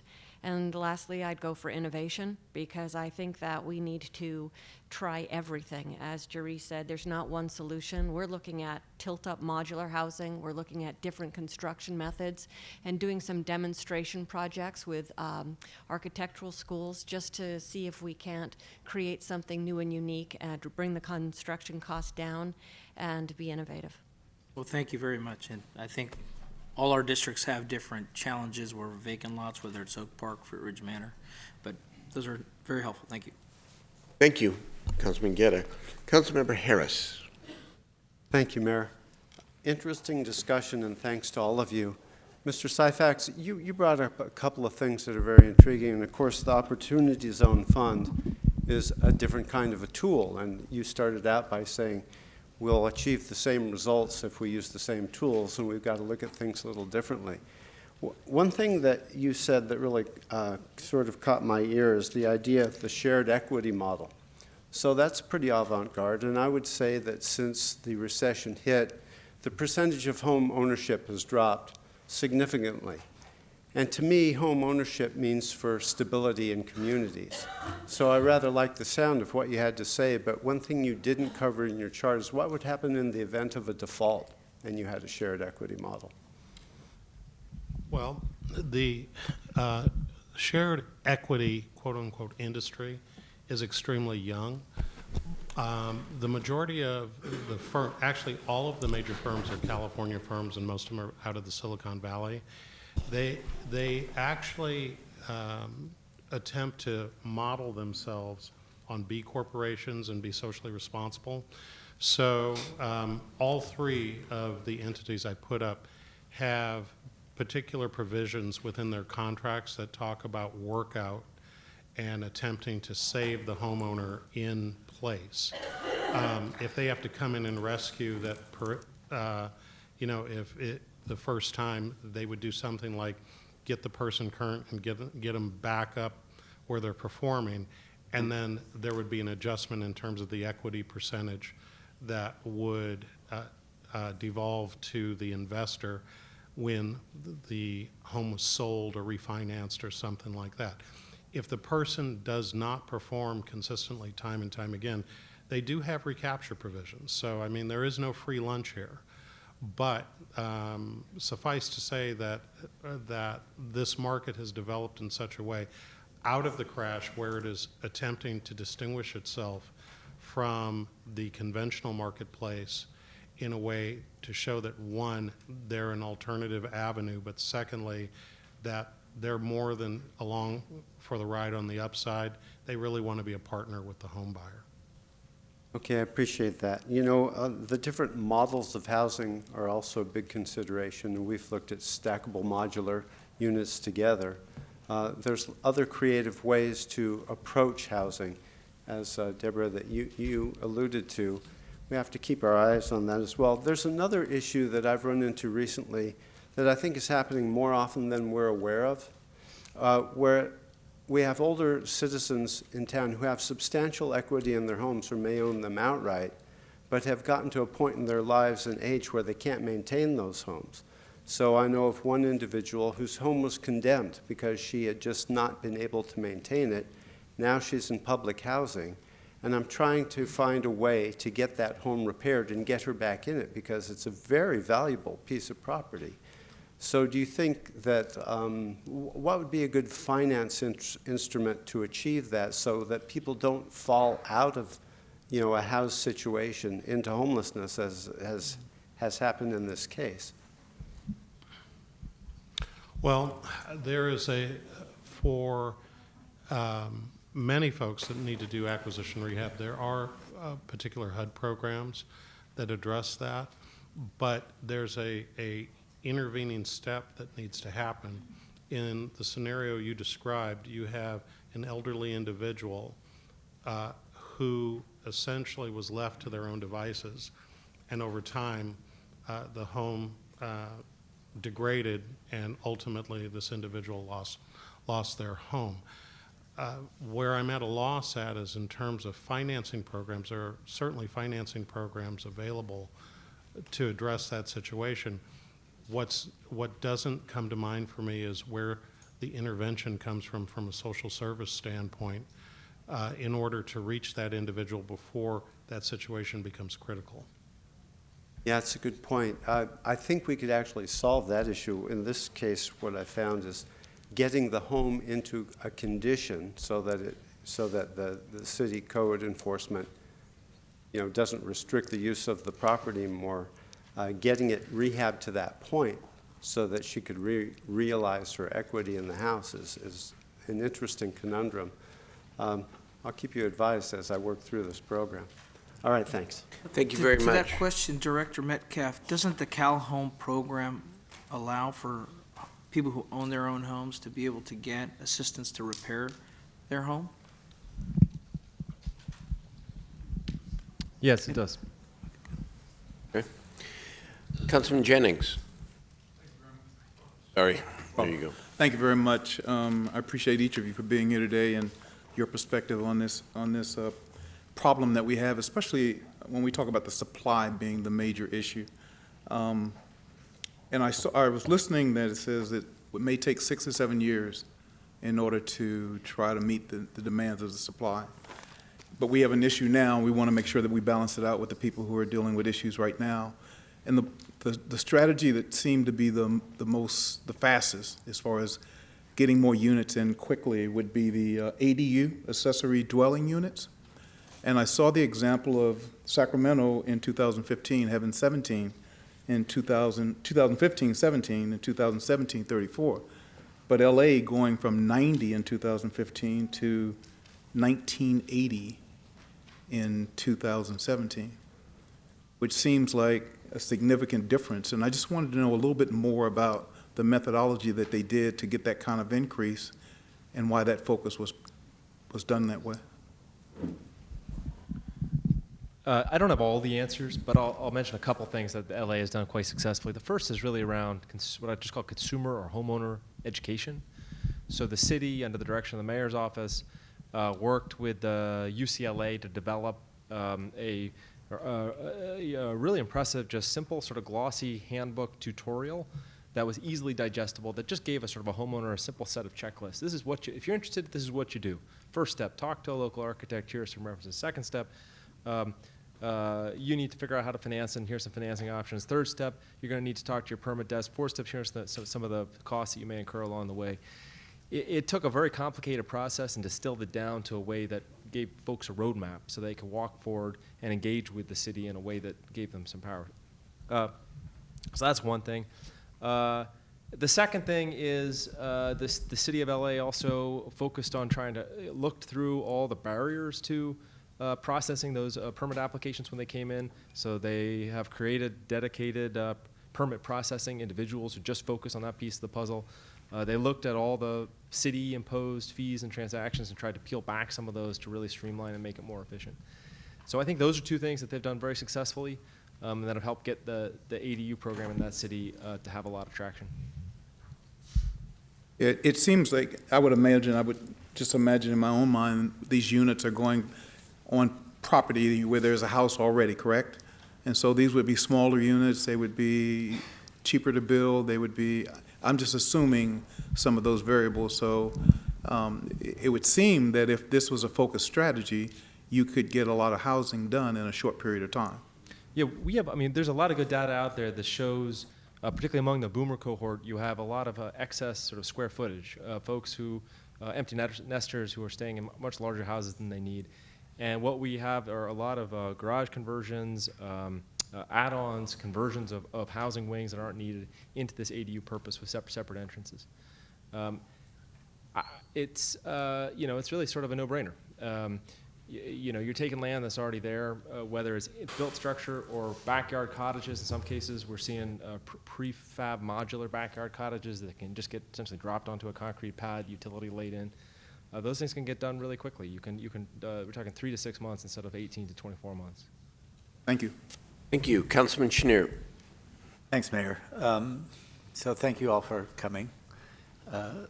I'm not sure what the next panel is or how we're doing this, and this may lead. More on permit streamlining and fee structures, if you want to hold off until. I'm not on that, well, a little bit, but Okay. it's a little bit more generic. So, and Deborah, I think this is going to be for you since you're in the trenches trying to figure this stuff out. I appreciate everything my colleagues have said. I'm looking for a roadmap, and I know a roadmap doesn't exist because there's so many places that we can go. But I'm trying to think about it, and Steve, I think, was getting to this question of where do you start and how do you progress forward in figuring out what you can do and what you should be able to do. And it seems to me, and Michael, that's for you as well, is where are we on this? So if I'm looking for my roadmap, first thing I want to do really is figure out what my goals are. And so that was number one on the list of 11, right? What are our production goals? We haven't had that discussion, and that's something that we should have. And, you know, we know the gap between what's needed, certainly in the region and the county, probably in the city as well, and what we've been building, which is a horrendous gap and not getting much better. But really figuring out the goals. The second thing to me is really thinking through what assets do we have here?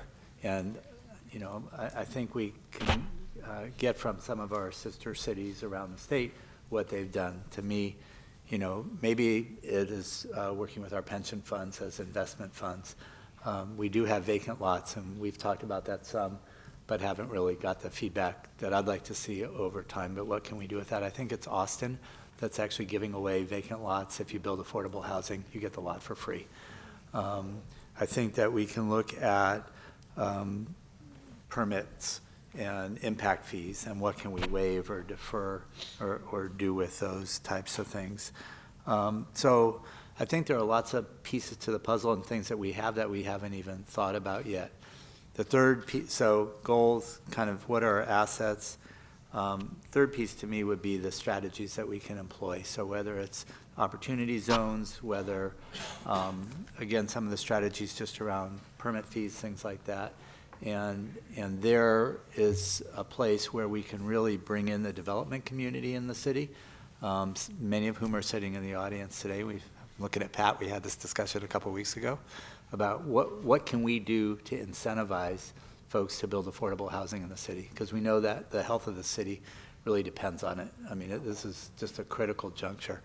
And then I think from there, the fourth bucket for me is, you know, what partners can we bring in to the mix? So how do we work with others to do it? And then the fifth piece is how do we implement and how do we do it in a way that we can measure what we're doing, monitor what we're doing, and really report out to the community, because I think this is an issue that touches everyone in Sacramento in one way or another.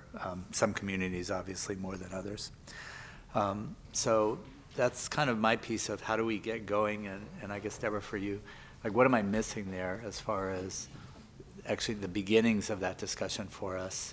I know we've been having lots of pieces of it, but how do we put it together so that's an organized discussion for the council, for the city as we move forward? Does that make sense? I think you did a great job of summarizing everything I said. Well, I appreciate that. So.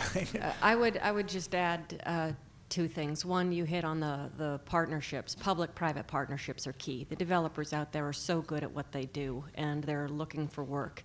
And if they don't have funding in a city, they're going to go to another city that does have funding, because they've got to keep their lights on. So if you can be creative and come up with funding sources and keep your good developers in town and busy, I strongly recommend that. And secondarily, I think a bigger discussion needs to be had on land. The affordable housing developers have a very hard time tying up land and keeping it in this limbo state while they go after all the other funding sources. If there was an opportunity to facilitate holding that land for them while they do the gyrations they have to do to go after all the other funds, I think that is something that might be beneficial to talk about further, deeper. And do you think that's a government's function, or is it know. a land trust to be created? Yeah, well, there are many different vehicles out there for that. I heard quite a few unique funding opportunities that are out there. I just really think that there needs to be more attention on how you hold the land so that it can be earmarked for that and make it easier for the developers to hit the ground running. Go ahead. If I might add, if it hasn't been government's function in the past, maybe it's worth a discussion. Right. The challenge, there's a looming challenge when it comes to supply and when it comes to financing, and that is that regardless of whether you're a nonprofit or for-profit developer, wherever you are in that value chain, you still have to deal with some aspect of the capital markets unless it's a 100% government-sponsored project.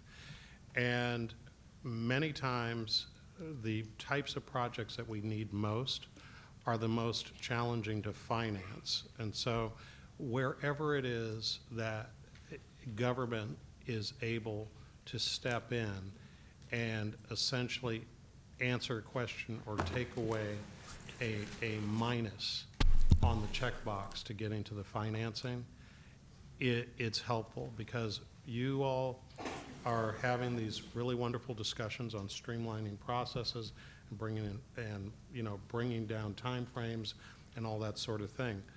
But as was just alluded to, many times the process really slows down when you're trying to put together this extremely complicated, I think Steve Hansen, Councilman Hansen used the term, this very complicated capital stack. And cobbling that together is like trying to pull together the ugliest quilt in the world. And so what happens is that whatever it is that government can do that can speed the decision, not just on their side of the equation, but on the capital financing side of the equation with the capital markets, would be a force multiplier in driving the supply issue. I want to follow up on that whole line in a minute, but go ahead. No, I guess, my final comment on it, and so I agree with you. Fundamentally, we could do a lot of things like speed up the permit process and others. If we don't have capital, none of that really matters very much. And fast capital. And fast capital. And so if it's something that the city is thinking about doing as far as getting into the market and being, creating our own VC fund or whatever, that's all about risk for us. And I'm sure the mayor's going to mention Measure U at some point here, which is only hypothetically. Yeah, hypothetically, that we could use it for housing, but that's, it's an interesting community discussion of what level of risk your government should take with taxpayer dollars. And it's a really hard discussion, and it goes to priorities, it goes to social equity. And not for today, because I know we're probably way over time, but I think there's a discussion to be had also about other examples or models, whether it's San Diego or others, who have taken that risk as government. That's something that I would love to have, whether it's our staff or the mayor's staff. I know Jennifer's been working on this so hard to bring back to the council. So are there models out there that we might be able to emulate in that piece of the discussion to talk about risk? Because that's going to be the big question when you get down to the end of the line. Yep. But thank you very much for coming. It's been Thank you. I'm going to follow up in a moment. Councilman Carr. Thank you, Mayor. Thank you, Jay, for that look at it. I agree with Jay on the goal part. It's up to the council to determine what it is we're trying to do. And once we do that, we can ask the staff to put together a strategy based on the guidance that we will provide them, some of which have been mentioned several times. We have to come up with a strategy that will attract investment. Obviously, the city cannot do this by itself. We're going to need private sector to be a partner in it. So we also have to look at risk. We have to provide guidance on risk. We also have to provide guidance on the type of housing that we're looking for, and then let staff develop a strategy for achieving that. So I appreciate all of you for coming. And what you've done for us, what you've done for me personally is to impart a lot of information.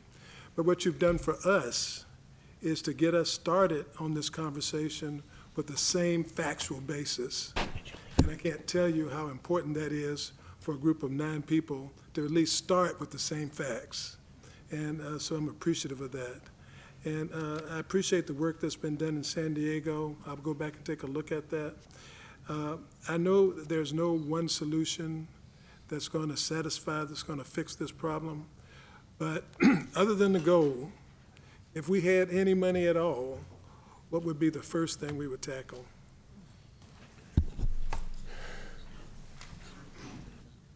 Deborah? I think the key really is to looking at, if we had to make one choice at this point, I would highlight the issue of trying to address homelessness. And there are numerous ways in which we can do that, and the mayor has initiated the whole tiny home RFI, which we've been working very closely with he and his team on identifying innovative, I heard that word used numerous times, ways of creating housing quickly to be able to address homelessness. We've been working with a number of developers and service agencies who responded to the RFI, and we've really identified 3 who really are looking to move forward quickly.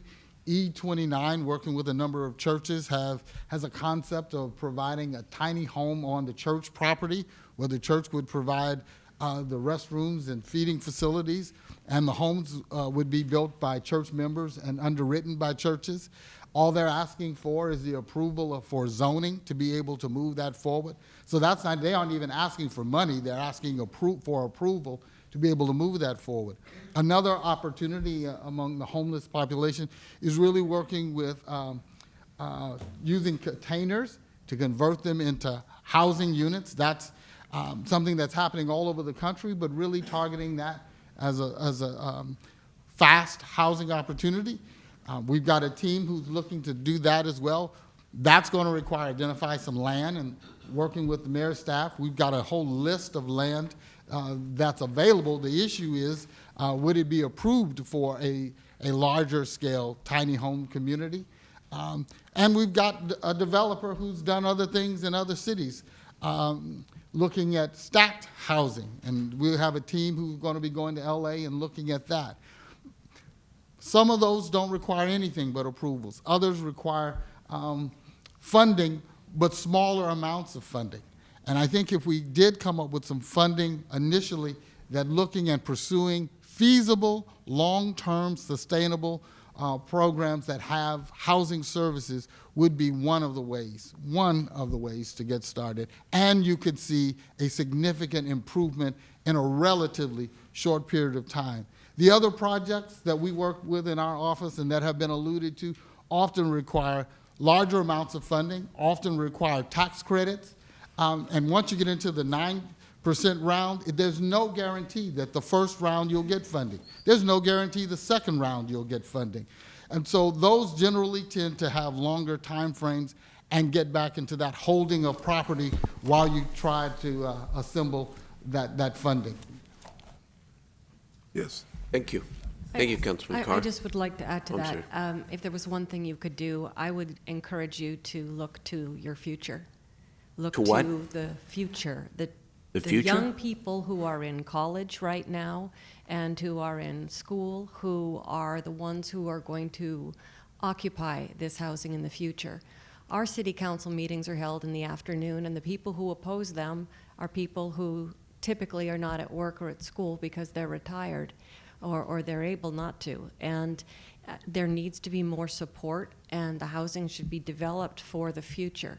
And if there was a way to work with your universities, to work with your schools, and get some involvement at an early age in everything from architecture to urban planning to infrastructure to socioeconomic issues, I think that that would be something that you could do that wouldn't take a lot of money, but it's something that would be very, very beneficial for the long term. Thank you. But thank you. Councilmember Ashby. Go ahead. Okay. Thank you, Mayor. First of all, thank you to the panel and to the speakers and the attentive audience, and to Councilmember Carr for asking for this hearing. I think it was a good idea. And I I think I have a slightly different perspective because I represent the new growth area. So lots and lots of development happening in my area. And I think the city has made mistakes in the past. I think the state has made a few mistakes. And I think it's an important position for us to learn from those mistakes. There was a time before really any of us were up here, and after the mayor was here the first time, that the council made a decision to sort of pack certain issues on certain areas. Well, that doesn't work. And ultimately, that house of cards falls, and I heard you talk about that with San Diego. I couldn't agree more. If you're going to do something, you have to really look at the whole city and all of the opportunities that you have. And ultimately, the community that I live in and represent fell into a building moratorium. And the fact that the city had placed all of its eggs in that basket really fell apart in the 8 years that we couldn't build a single unit there. Doesn't matter if it was affordable or a mansion, you couldn't build any of them. So we couldn't add any housing in the spectrum in our new growth area, and we really were ill-prepared as a city to build elsewhere. And since then, I think this council and the council just before this has done a better job of trying to diversify, trying to make urban infill a priority, trying to go out on the edges in other areas, whether it's Delta Shores or downtown or East Sac, and finding additional ways to bring housing to Sacramento. I think the state made a mistake in getting rid of redevelopment. I think SHRA, Sacramento's Housing and Redevelopment Agency, was a tremendous actor with that funding. And I think you can drive all around our city and our region, our county, and see terrific housing projects. You don't have to go very far. You can walk from here. They're all throughout Vice Mayor Hansen's district, along light rail lines and well-placed for people who needed opportunities for good transportation or to be close to downtown or be close to childcare. And so we need to work on how we advocate to get some of that funding back, or how we replace that funding, or how we continue to do that good work. I think we have we have good bones, right? We have good structures in place. Housing Trust Fund is a great structure, but it doesn't have enough funding. So we have to find ways to feed it more. It can't just live off of development fees. It needs revenue from the state. It needs revenue from other entities. It needs partnerships, as Councilmember Carr, Guerra, Chenier, Hansen, and Warren all said. It can't just be a city solution. This can't just be a single issue. It's not simple, or we would have already solved it, so would everybody else. It's dynamic. I, too, agree that we lead with supply, and supply changes. I've been around here long enough to see that when you have too much supply, that creates a whole nother problem. And I've lived through that in my district as well. So we don't want to overcorrect, but we clearly have an issue. And I really appreciate, Scott Syfax, that you brought forward vantage points, because I think that is really important. This is a dynamic issue that we need to look through from the perspective and lens of many people. Young people, people who are aging, people who are starting families. We need to have solutions for everyone in that spectrum. We shouldn't be a county where African Americans can't afford homes. That's ridiculous. We have to solve for that problem. It's not a place we want, that's not a spot we want on any map or any graph or any chart. And we have to solve for that. It's not okay. And it goes for any population. I don't want to see young people not being able to get into homes here. I don't want to see, any segment of the society feeling left out of home ownership or occupancy in Sacramento. I agree this problem has been amplified by the increase. Your report today says 30% in homelessness between 2015 and 17 in our region. I don't know why that's happening, but I know that it is a major problem for us. It's also one piece of this housing discussion. It's not the totality. Even if we solve for that 30% increase, we would still have problems for young people coming out of college, for seniors trying to downsize, for people on a fixed income.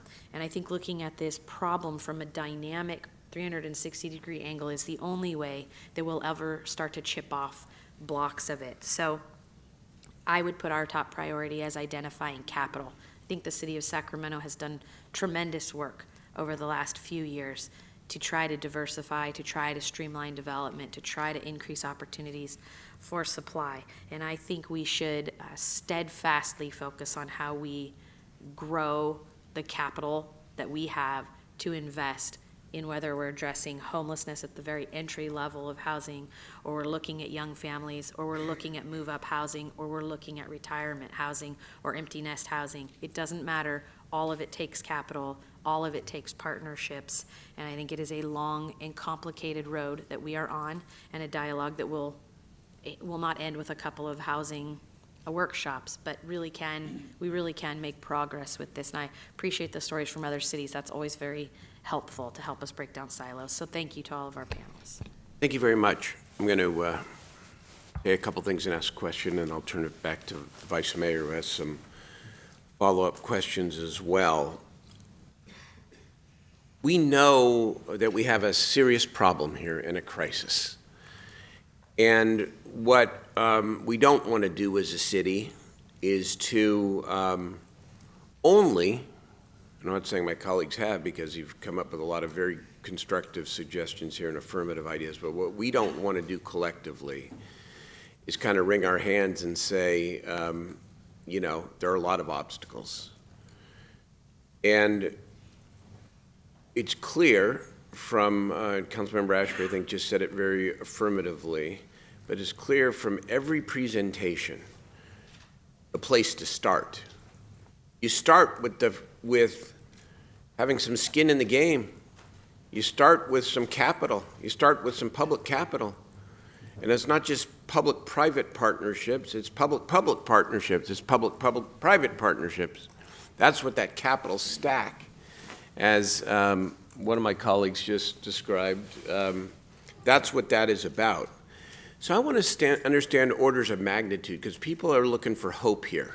And what could be a spark, both policy-wise, but also capital-wise, that would begin to make a difference. And it's interesting to me, Ms. Rain, that San Diego, that the Housing Trust Fund, if you will, varies annually between, as you said, I think $1 and $20 million. Frankly, just an observation. I thought that you were going to say the number was much higher than that. So you're just, in a way, getting started as well in San Diego. But so I want to ask this foundational question to Mr. Metcalf or Mr. Williams or anybody else who does housing finance.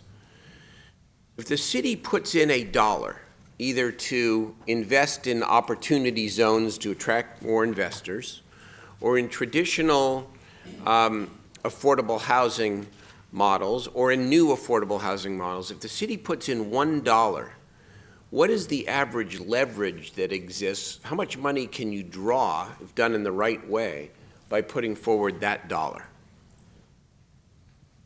I know the answer for the Mental Health Services Act and the original housing program, but I'd like to know in general, what are the leverage ratios? In San Diego, we're about 1 to 5 to 1 to 7. So we leverage our money about 15 to 20% of ours versus other people's money. So I'll take your 7 instead of your 5, okay? So 7 to 1. Director Metcalf? Statewide? I was going to say about the same. I was going to say something like 5 to 7 ratio, something like that. I mean, you might go up to 8, but not with conventional affordable housing. Okay, 5 to 7, maybe 8%. And so we have $2.5 million on our housing trust fund, approximately. I think we have 2 funds, and the numbers differ a little bit, but it's about $2.5 million. And as happy as I am as mayor of this city that SB 2 passed, the recording fee permanent source bill, I also know the compromises that had to be made politically with the realtors and other industry folks who were worried about the impact of such a fee. You estimate, Mr. Williams, that the city of Sacramento is going to get the whopping amount of between $1 and $2 million a year, correct? That's the current estimate. Yes. Okay. So let's just assume, for the sake of just hypothetical discussion, that the city were to attain a new source of permanent funding. Let's just say we were to dedicate a portion of that funding to securitize a $100 million instrument that we could put into a housing trust fund. and use it to pilot Mr. Syfax's ideas, opportunity zones begin to rise, or we to use it for the variety of housing needs, how significant of an impact could we make in increasing affordable, and I'm always going to say affordable housing production and housing for the homeless in our city? What would be the order of that magnitude? Because I do your math, and that hypothetical $100 million would be $600 to $700 million that we could put to work in our city around some of these most vexing problems. What is the significance of that? Is that, maybe in New York City it's a tiny speck. What about in Sacramento? Well, Mayor Steinberg, I can't speak for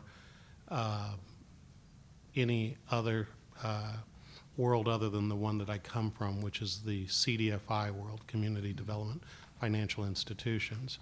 But we usually put our leverage in terms of funding into projects. We usually calculate it at a 4-to-1 ratio. Okay. That isn't quite what I was asking. I was asking, what is the magnitude of the kind of number that I just read, whether it's 4-to-1, 7-to-1, or 8-to-1, or 10-to-1? What's the significance of it, Mr. Metcalf, Mr. Williams? Well, I think the I significance suppose it's better than yeah. $2.5 million. I guess you could say that. Well, the but- reality is that the cost of a unit, as we've seen, is generally viewed as astronomical. But when you look at that, $100 million, when you look at the cost, the average cost, whether it's in rehabilitation, that's one thing, but per units, when you're looking at unit prices that are in the $300,000 to $400,000 range, that does not, while the number is high, that doesn't get you, it doesn't make a huge dent. That assumes that the cost has to remain $300,000 or $400,000, and that we haven't found different and innovative ways, including attached units, including efficiency homes, including all kinds of ways to finance. This is not the Steinberg, new way of thinking that I'm looking for here. I failed in my last response. Okay. No. When I say 4-to-1, if you take $100 million at 4-to-1, it's $400 million worth of projects. Okay. And if you look at that and you layer on top of that innovative ways where it is that $100 million becomes that gap or priming pump financing in terms of bringing in other players into the marketplace with regards to financing, there could be a exponential multiplier effect. So forgive me, I failed in No, that's explaining okay. that. But I don't consider $400 million worth of now available capital that could be accessed in a variety of ways by nonprofit and for-profit developers, housing associations, and others in the creation of units, particularly at the lower end of the spectrum, to be insignificant. What would thank you. I appreciate that. What would $100 million mean in San Diego, right? We'd love to see $100 million. What's that? We'd love to see that. We're actually going to be putting forward a ballot measure in 2020 to ask for $900 million. At least that's what we're earmarking right now. We think that it will go far, and it's also how it's structured. Sometimes that money comes back if it's invested as a loan, and it can be a recurring source of income to housing. Right. It can be a extremely loan. valuable. Okay. Anything from the CHFA perspective or the HCD perspective about a local investment of that magnitude? And I was just crunching some numbers, which is kind of what I do, but 800 million, you assume, and this may be shocking to everybody, but average cost of a unit in Sacramento, I'm going to peg at about $300,000 a unit. Might be high in some neighborhoods, low in other neighborhoods. That nets about 2,660 units, but that $800 million wouldn't be financing all of the units, or all of the unit costs, because likely you would want to leverage it with bonds and tax credits. So, you know, I would take that 2,600 units and times it by 7, which is about 15,000 units. So I think you're talking about a pretty significant number of units that could result in those funds. I think you need to think about timing and scale. Yeah, of course. The you know, affordable housing programs can't handle, Sacramento doesn't have the resources at the state level to kind of handle that type of production, nor does the development community, nor can it deploy that number of units. But it is significant. That would change the dynamics of what's going on in Sacramento. Would it change everything? Not Would a it cure. solve all of your problems, but is it No a cures. good start? I think Yeah. that it would be significant. Okay. I would say that level of investment can move the needle if it's deployed strategically. So, you know, even if the money itself, I mean, I think you've heard this from the panel, the money itself is not at a scale that's going to be able to buy you enough housing that you need for every Sacramentan who needs affordable housing and to accommodate your future growth. But used strategically, it can catalyze investment around your transit areas. It can help spur the market to develop more innovative construction typologies. It can actually make a huge dent on the homelessness, permanent supportive housing, offsetting costs. So I think you can have a huge amount of impact. You'll have to be strategic, but you'll want to be strategic. Thank you. Thank you. I know it's a hypothetical for that reason, but you know we are considering in Sacramento a measure to invest in inclusive economic development, and it depending upon how we do it, it could bring us a variety of range of assets, financial assets, magnitude of the kind that I just described.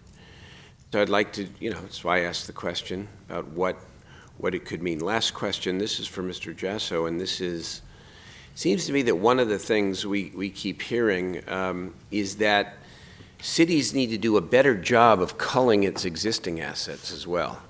This is the old question we've talked about a lot prior to you coming here, of course, about our land inventory, our vacant lots, our public land. We've done some of that assessment around homelessness and triage sites, but from a pure economic and development housing perspective, I guess I'm just planting the seed. What is it going to take for us to include that what we own, that what we control, that which we could purchase and buy land-wise, to be able to increase our ability to offer land as a potential asset to the nonprofit and for-profit housing developers to be able to increase our supply? And what would it take to put together a program like that that is not just piecemeal, but is actually central to our housing policy and our economic development policy? Sure. So the good news is that our staff is already tasked with that effort to try to, in its most simple form, the ability to effectively deploy land for productive purposes, for housing, for affordable housing, whether it's publicly owned land or privately owned land that's underperforming, is a value proposition. It adds to and it's not just about the availability of land, which is one of the things we want to do. It's about the hurdles about putting that land into production. So very often, jurisdictions around the country engage in things like land banking to clear title, various other things to deal with things like remediation, because site control and ability to deploy land is one of the greatest risks on the development cycle.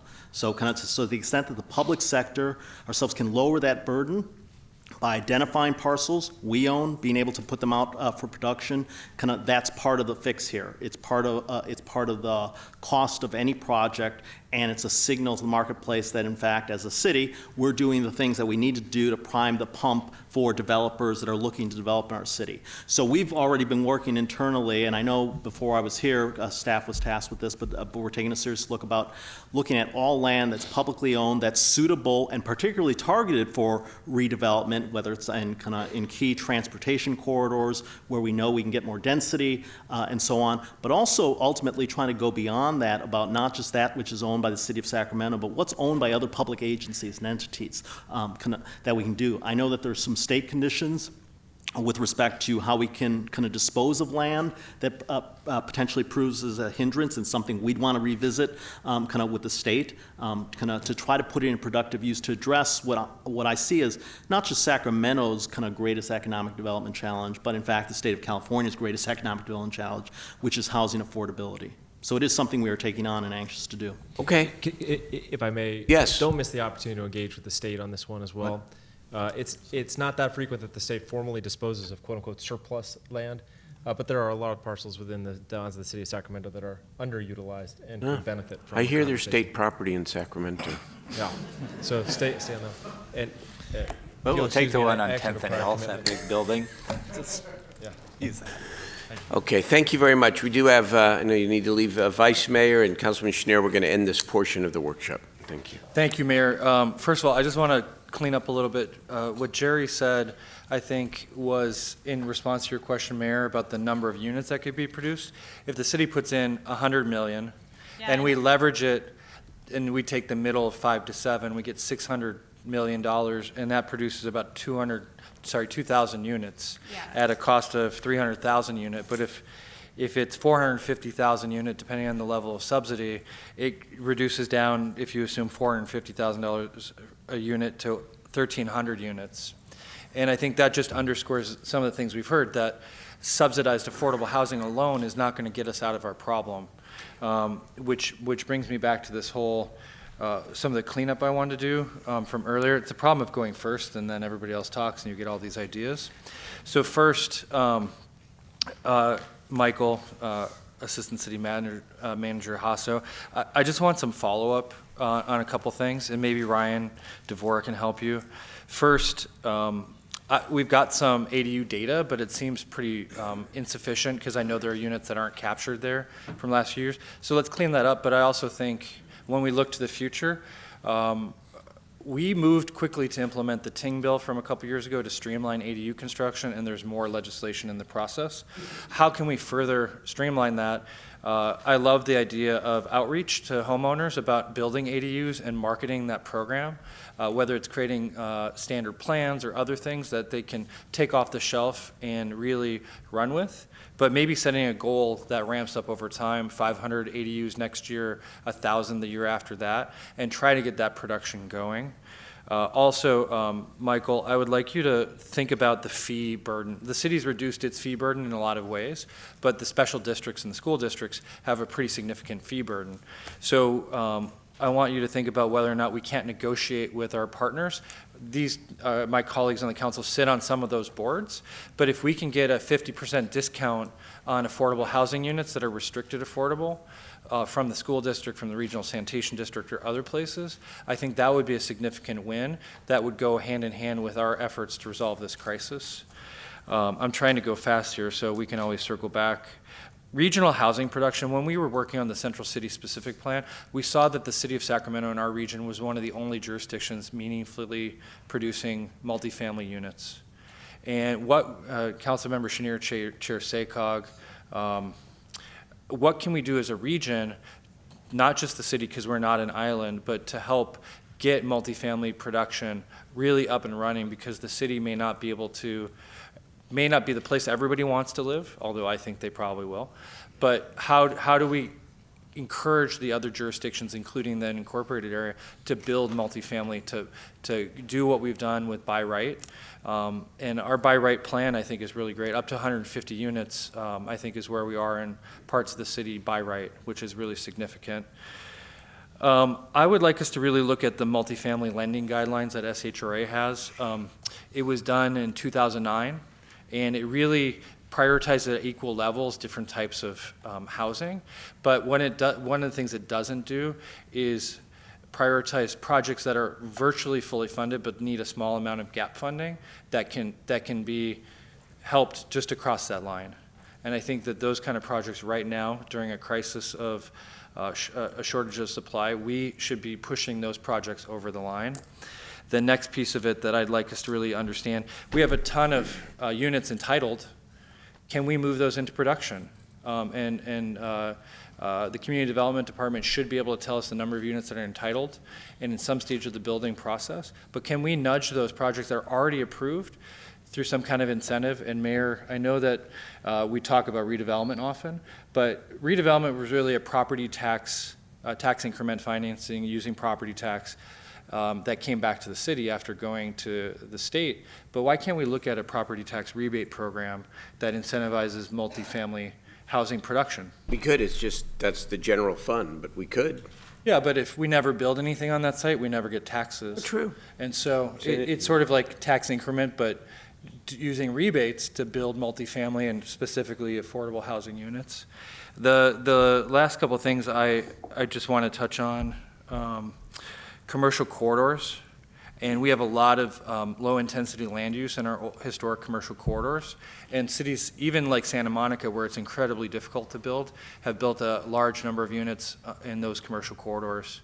And what we can do, not just around TODs, because that's certainly important, and I think the city's leading the way in the state with our TOD ordinance that's in the works. But what can we do to get those 1950s corridors that have huge parking lots, one-story commercial that's set back from the street, to turn that into multifamily and really incentivize that process? So when we come back at some point, I would like to have a view of that. And then the thing that we did with the specific plan in the central city is what number of affordable units is right, and how do you break that down between senior, workforce, and formerly homeless? How many market rate units do we need? And then the breakdown between for sale and rental to really bring our market back into some equilibrium to take those rent increases off. The healthcare crisis had the Affordable Care Act as a response. And I think with these kind of ideas that the mayor's moving forward, we could have an Affordable Housing Act out of the city that helps move the curve on price increases and helps create more supply and more access so people aren't displaced. Good idea, thank you. Jay? 2 points really quickly. I just want to emphasize on the vacant lot piece, you talked about city-owned and other public institutions. I think we also need to think about how do we incentivize privately owned vacant lots, particularly around TOD, around transit-oriented development. So I don't want to lose that. And we've had that discussion some, but I think that's got to be a priority for us as well. Because that multiplier effect around TOD and private lots, as we've seen, I visited with Sandag and saw a bunch of their developments. It's not just 100 units or 150 units around the bus stop or around the light rail stop. It's all the other units. So I think the multiplier effect you're getting at, Mayor, goes even further. The other thing is I think we have a really smart, forward-thinking development community here, folks like Scott and many, many others, and I just want to make sure that we're including them in the conversation as we go forward.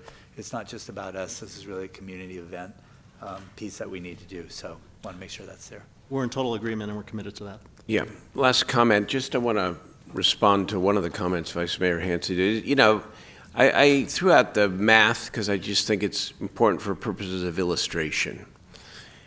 And if, in fact, we could not find more creative ways to bring down that cost per unit, whether it's efficiency homes, whether it's attached units, whether it is using new tools like the private investors investing in a new and different kind of a tax structure like the Opportunity Zone combined with public dollars, thus bringing down the cost. As Mr. Syfax said, if we want to continue doing things the way we've done them, then we're going to be stuck with a $300,000, more or less, maybe more per door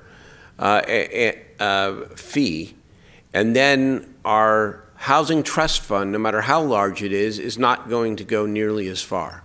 If, however, we to use the number again, $100 million as collateral, as a catalyst, as a way to induce private investors to invest in this new federal opportunity, the Opportunity Zone. If we're smart about it, if we're forward thinking, if we're not just thinking about one housing type, the way we've already done it, then a city investment can be the spark that gets us well above 2,600 units for the dollar amount that I hypothetically cited. And that's our opportunity and challenge here. So I'm not approaching this with the same model, and I expect and hope that you're looking at it the same. Thank you all very, very much to the panel. We really appreciate your patience, your work, sitting through 2+ hours, and it was very, very valuable. We really appreciate it. Thank you. So thank you. Give me a hand, everybody. Okay. So, members, I knew that this would be a rich discussion and that the first half of this would go longer than an hour and a half, and in fact it has. And so we do have the permit streamlining piece and another panel, but I think the public has been waiting for quite a long time here as well. And I would prefer that we take the public testimony. We can then decide whether or not we want to go forward with the second panel on permit streamlining. And I know some of the witnesses from the public are here on that subject, and you're welcome to come up and speak to that. Or whether or not we just go longer than 5 o'clock and end this workshop at 6-ish or so. And then we have a short evening agenda and then go right into the evening agenda. I mean, I'd prefer to plow through, but I want to make sure that the public is heard. And this is, none of this is easy material here. Good? Up to you, yeah. Okay. All right, let's hear from, Question, though. What's that? I'm going to make a comment. Oh, go ahead, Larry. You know, picking up on what Jay and Steve said, I think our next move is to establish the goal. What are we trying to do? And with some specificity in terms of housing types, and then let staff develop a strategy for how we can do that and where the possible sources of funds are, and then bring that strategy back to us. Does that sound like a workable plan? Yeah, establish the goal. So I think the next time we discuss this, for this particular aspect of it, we establish the goal with some specificity on the type of housing, and then let staff develop a strategy. There have been a number of ideas presented. How can we best get the most bang for our buck, regardless of how many bucks there are? That's right. Okay, that's, I think, the clear next task. Appreciate it. We have 30 speakers. I'm going to ask everybody if you can stick, if you will stick to a minute apiece, 60 seconds. Okay? Trying to hear from a lot of people. And if you could please make your point thoroughly and succinctly, we'd sure appreciate it. Let's go.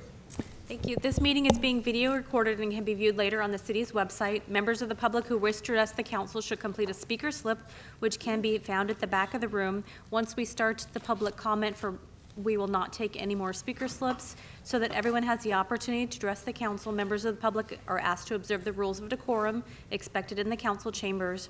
The council rules of procedure outline decorum expected and can be found on our website. A copy is in the back of the room and is summarized on the back of the speaker slip. And as the mayor said, each speaker has 2 minutes to address the council, or pardon me, has 1 minute to address the council. If you wouldn't mind lining up in the middle aisle, we'd appreciate that. Our first speaker is Jackie Whitelum, then Robert Copeland, Ida Rodriguez, Michael Ramirez. Good afternoon. Am I on? Okay. Good afternoon. With regard to extremely low and very low income housing, I think it's clear in my mind that Measure U ballot initiative must pass to generate the local capital that we're going to need. That said, with regard to low and moderate income workforce housing, I suggest the city, yes, facilitate the construction of workforce housing on publicly owned or publicly controlled property. I believe this could help temper a widening financing gap caused by accelerating land prices. And 2, yes, empower, not just allow or facilitate resident property owners to build accessory units or infill projects in their neighborhoods. Technical and financial assistance should be considered if the units built remain affordable to workforce households. I believe this is a viable alternative for producing housing for the missing middle because resident property owners already own their land and they have a long rather than short-term perspective on expected returns. And last, I suggest you review the strategies CADA has used to meet its inclusionary housing mandate. Since its inception, CADA has been required to keep at least 25% of the housing in the capital area affordable to low-income households. Ms. Whitelum, your time has expired. I have one sentence. Go ahead. On a continuing basis, not as a someday goal. They've done this through 3 recessions and as a self-sustaining joint powers Long authority. sentence. Okay. So I believe that some aspects of how CADA has done this and their possible applicability are worth exploring. Thank you. Robert Copeland, Ida Rodriguez, then Michael Ramirez. I have a few questions that were not asked the first panel. Like, do we have enough workers to construct all the apartments, houses that we actually, that are in the pipeline? How come Greenbrier and all the other projects like Township 9 are taking so long? Is there going to be only low affordable housing in that, in those areas? And a few other questions. Promise Zone and the other zone that was talked about earlier today, about 2 hours ago. How many houses actually were built in the Promise Zone area? I'm not hearing none of these questions asked. And I think Vice Mayor Hansen says we need more bang for a buck and all that other stuff.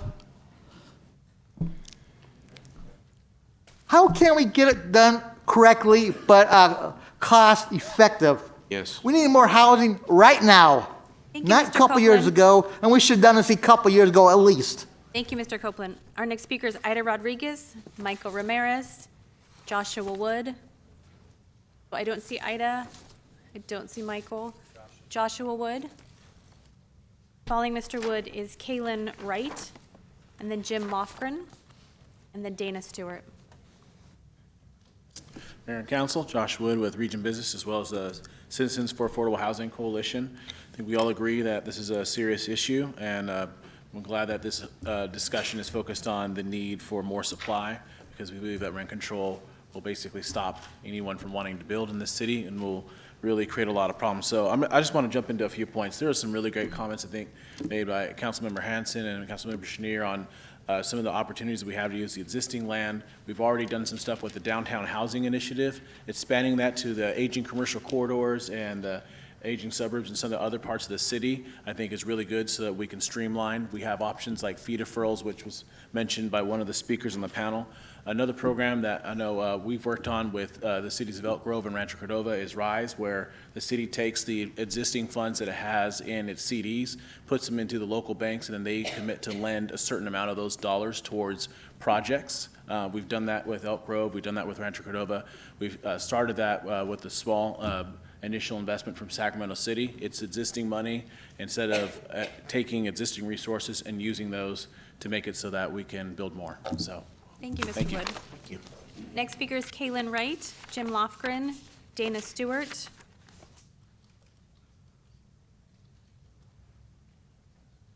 Good evening, Mayor and Council. Kaylin Wright, representing the Sacramento Association of Realtors and Citizens for Affordable Housing. Thank you for this great discussion tonight. I think a lot of the rising costs of both rental and ownership housing have been directly tied to the lack of supply, as we heard tonight. Only 7,897 new housing units were built in Sacramento between 2010 and 2018, and there were a lot of good ideas discussed here tonight, and we look forward to working with the council on ADUs. I know Councilmember Guerra is interested in what we can do to take blighted commercial corridors and turn those into housing, and we are open to all of those ideas and look forward to the discussion. Thank you. Thank you. Next speaker is Jim Lofgren, then Dana Stewart, Andrew Skankchi. Good afternoon. I'm Jim Lofgren, the Senior Vice President from the California Apartment Association. We represent owners and managers of both single-family and multifamily properties. Also, our association is members of the Citizens for Affordable Housing. Maybe to expedite the process here, we are a coalition of local builders, small businesses, community groups, homeowners, renters, and others. Why don't we, instead of having everybody come up and speak, how about if everyone that's a member of the coalition and members of these various associations, like the Realtors and the California Apartment Association, please raise your hands or stand up and acknowledge that you're here to support today's hearing. We talked about goals. I want to talk about metrics. Sacramento as a region, not as a city, but as a region, we rank dead last in the nation for housing, multifamily housing starts as a percentage of the overall housing stock, and it is at like 0.5%. That is the primary reason why our rents have been the highest in the nation. You take a look at other cities like Seattle, they're building 10 times as fast as we are, and the rents are much lower. So there's a direct correlation there, and I encourage... Mr. Lofgren, your 1 minute is complete. No shouting out. Yeah, I do want to say one thing. I encourage everybody to vote for Proposition 1, the $4 billion housing bond, and if Measure U has some components of it that addresses... Our next speaker is Dana Stewart, Andrew Skanke, Tim Murphy, Amanda Blackwood. Is Dana? Ms. Stewart? Andrew, S-K-A-N-C-H-Y, Skanchi? Neither. Tim Murphy? Mr. Murphy here? Following Mr. Murphy is Amanda Blackwood, then Michael Alt, then Bobby Ramey Clark. Feel free to line up if you would, just so we can move a little faster. Thank you. Regional Builders Exchange. We represent the commercial construction industry in the Sacramento region. Glad to hear that the council is recognizing that supply is the only way out of this problem. SRBX and our industry partners, we are in the development of a 10-point plan for housing sustainability that features such options such as sliding fee scales, expedited permitting for very low and low-income housing, and also leveraging the opportunity zones, which we've heard about today, by applying multifamily overlays to those areas. Last, we agree that the ability to attract capital is the most significant contributor to Sacramento's success, and while this is a topic for the next workshop, we must stress that our rent control ordinance will send the wrong market signal that sends capital elsewhere. We would ask that the council consider other alternatives for rent stabilization. SRBX stands ready to move forward on the supply issue as the discussions go forward, as our members will be ready to build it when time for construction comes. Thank you. Tim. Next speaker is Amanda Blackwood, Michael Alt, then Bobby Ramey Clark. Hello, thank you for having us here today. My name is Amanda Blackwood. I represent the Sacramento Metro Chamber of Commerce. We represent 1,400 businesses and 100,000 local employees. We agree that supply is the key to success. The cost and time that it is taking to create the production that we need is suppressing our region's ability to be successful. We ask that we start by assessing the true costs of every department involved in getting a project completed. We have to understand the process all the way through so that we can start to set measurable goals, we can create a strategy, and we can start to hammer out the things that we need to create the production that is necessary. We ask that we take immediate action to spur development. This includes expediting permitting, stabilizing costs, ensuring collaboration between multiple agencies, and incentivizing the creative and diverse types of housing that we talked about today. Housing supply is vital for our region. If we want an inclusive economy, we must have housing solutions. As we are engaged with immediate issues, we cannot lose sight of the long-term solutions necessary. I want to thank you for this workshop and look forward to continuing the conversation. Thank you. Thank you so much. Michael Alt. Mayor, members of council, city manager Michael Alt with the Downtown Partnership. I think it's fair to say that our office probably gets 5 to 6 calls a week of people that want to live downtown, want to be part of this community. This is an issue simply of supply. There just isn't enough supply. We need to be doing everything we can to help incentivize new development. We know that our rent rates from a national average, our vacancy rates, are tight. We need to be doing everything we can not to discourage the development of new housing. You know, over the last 2 years, while we've talked about housing, we've only built 1,000 units downtown. There's another 1,000 units in the pipeline, but that's just not enough to keep up with demand.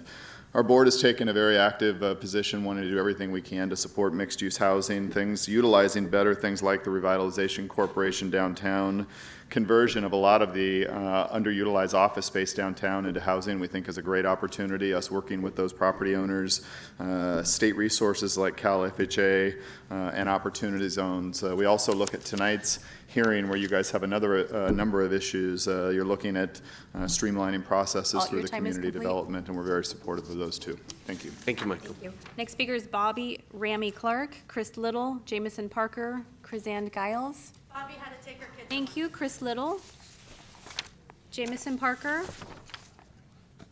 and then following Jamison is Chrisanne Giles, and then Kathy Cresswell. Good evening, Mayor and council members. Jamison Parker with the Midtown Association. Thank you for taking this very important topic up this evening. Just a little perspective. In the last quarter of 2016, in Midtown specifically, we only saw a mere 150 units under construction. Of the last quarter of 2018, we see about 900 units of construction. We know that's not nearly enough housing to meet the growing demand that we see in the central city.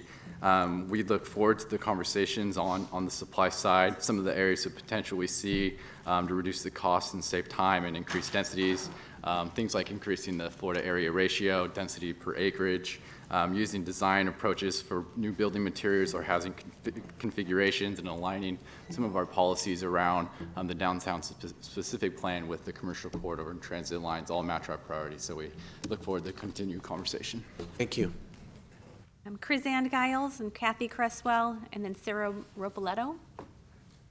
Thank you, Mayor, council members, for the opportunity to speak today. My name is Chrysanne Giles. I'm the Executive Director of the North State Building Industry Association. We look forward to continuing ongoing conversations with the Mayor, Council, and staff. We would like to see a holistic approach to create a housing sustainability program that encourages market rate, affordable, and rental housing opportunities in Sacramento. We do believe that the best way to housing affordability is through increased supply, and we appreciate that that was echoed multiple times today. We would like the city to consider a commitment to additional resources towards updating the city's antiquated infrastructure. The power grid and other issues become a huge deterrent to working on those vacant lots, and also identifying aging commercial and office properties that can have zoning opportunities overlaid on them. So you can do housing above mixed use, and that would also encourage additional investment in the city of Sacramento. I like the fact that we talked about checking the temptation to increase fees and impact fees and inclusionary, because it doesn't help us get to our ultimate goal. Thank you. Thank you. Next speaker is Kathy Cresswell, then Sarah Ropoletto, and then Pat Sablehouse. My name is Veronica Beatty. I'm speaking on behalf of Sacramento Housing Alliance Board President Kathy Cresswell, and on behalf of the Housing for Sacramento Coalition. The Sacramento Housing Alliance represents over 80 organizational and individual members, including housing developers, service providers, and people fighting for housing justice. I want to say tonight that our focus should be on serving those in greatest need, and that as we talk about supply issues, we keep our focus on the supply of affordable housing. The city's ability to access the state resources we heard about is dependent on having local funds to leverage. We should be exploring many options to fund our local housing trust fund, including Measure U, but as well as looking at boomerang funds, the tax increment financing dollars that we still have coming back to the city that we've chosen to spend in other places. I recommend that we look into what Los Angeles, San Francisco, and San Diego have done in terms of their housing trust funds, and refer to the white paper the Housing Alliance published, and tie any local incentives and concessions for the development of market rate housing to providing affordable homes. Thank you. Thank you very much, Veronica. Sarah Ropoletto, Pat Sablehouse, and then Catherine Bolte. Hi, my name is Karen Kantz. I'm speaking on behalf of Sarah Ropoletto with Legal Services of Northern California. We're a nonprofit legal aid provider serving Sacramento County.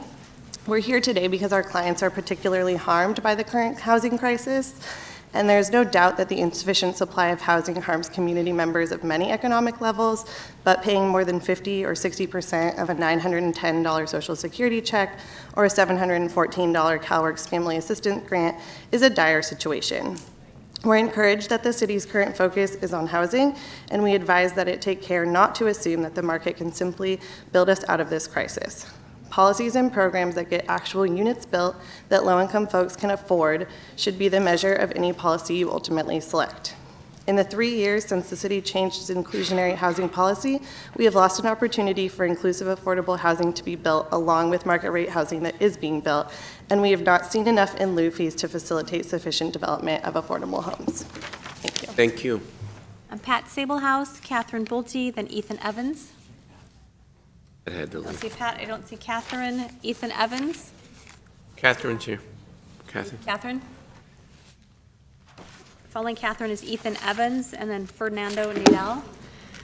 Good afternoon, Mayor and members of the City Council and City staff. My name is Catherine Bolte with the Sacramento Tenants Union. Thank you to all of you for hosting this workshop and for seeking state and federal resources to help fund our affordable housing problem. I want to encourage the city to look within its own city policies, in particular the city's inclusionary housing requirements, which are gutted in 2015, and since then we've seen no affordable housing produced in the city, surprisingly enough. I think it's shameful that the city is so quick to consider a regressive sales tax to address our supply issue, instead of requirements and fees that can partially be paid by developers to help solve this problem. And I think the council would do well to look at the successful examples of many other cities in California with stronger inclusionary zoning requirements before it listens to the development community, which I realize funds many of your campaigns. Thank you. Ethan Evans, then Fernando Nadal, then Swahanna Trubal. Mayor Steinberg, distinguished members of the council. My name's Ethan Evans. I'm an assistant professor at Sac State University, and I'm interested in how many renters are still in the audience right now. My guess is many of the empty chairs out there are of renters who don't have the luxury to be able to maintain a 3-hour meeting in the middle of the afternoon. I've been out walking, talking to many of your constituencies about their concerns about the housing market. I've met people from San Jose who commute because Sacramento is an affordable place to live. And I've met a woman who has been on disability who's being moved out of her apartment as the rent goes up $400. And they're singing a similar song. The first one is, my rent's too damn high. And the second one is, I done no wrong, and the landlord says I gotta be gone. There's a serious crisis for people in your district who can't afford to be talking about for sale housing or new units in the market. Thank you, Mr. Evans. Your time is complete. Fernando Nadal, Shauna Thrower, and Charlene Singley.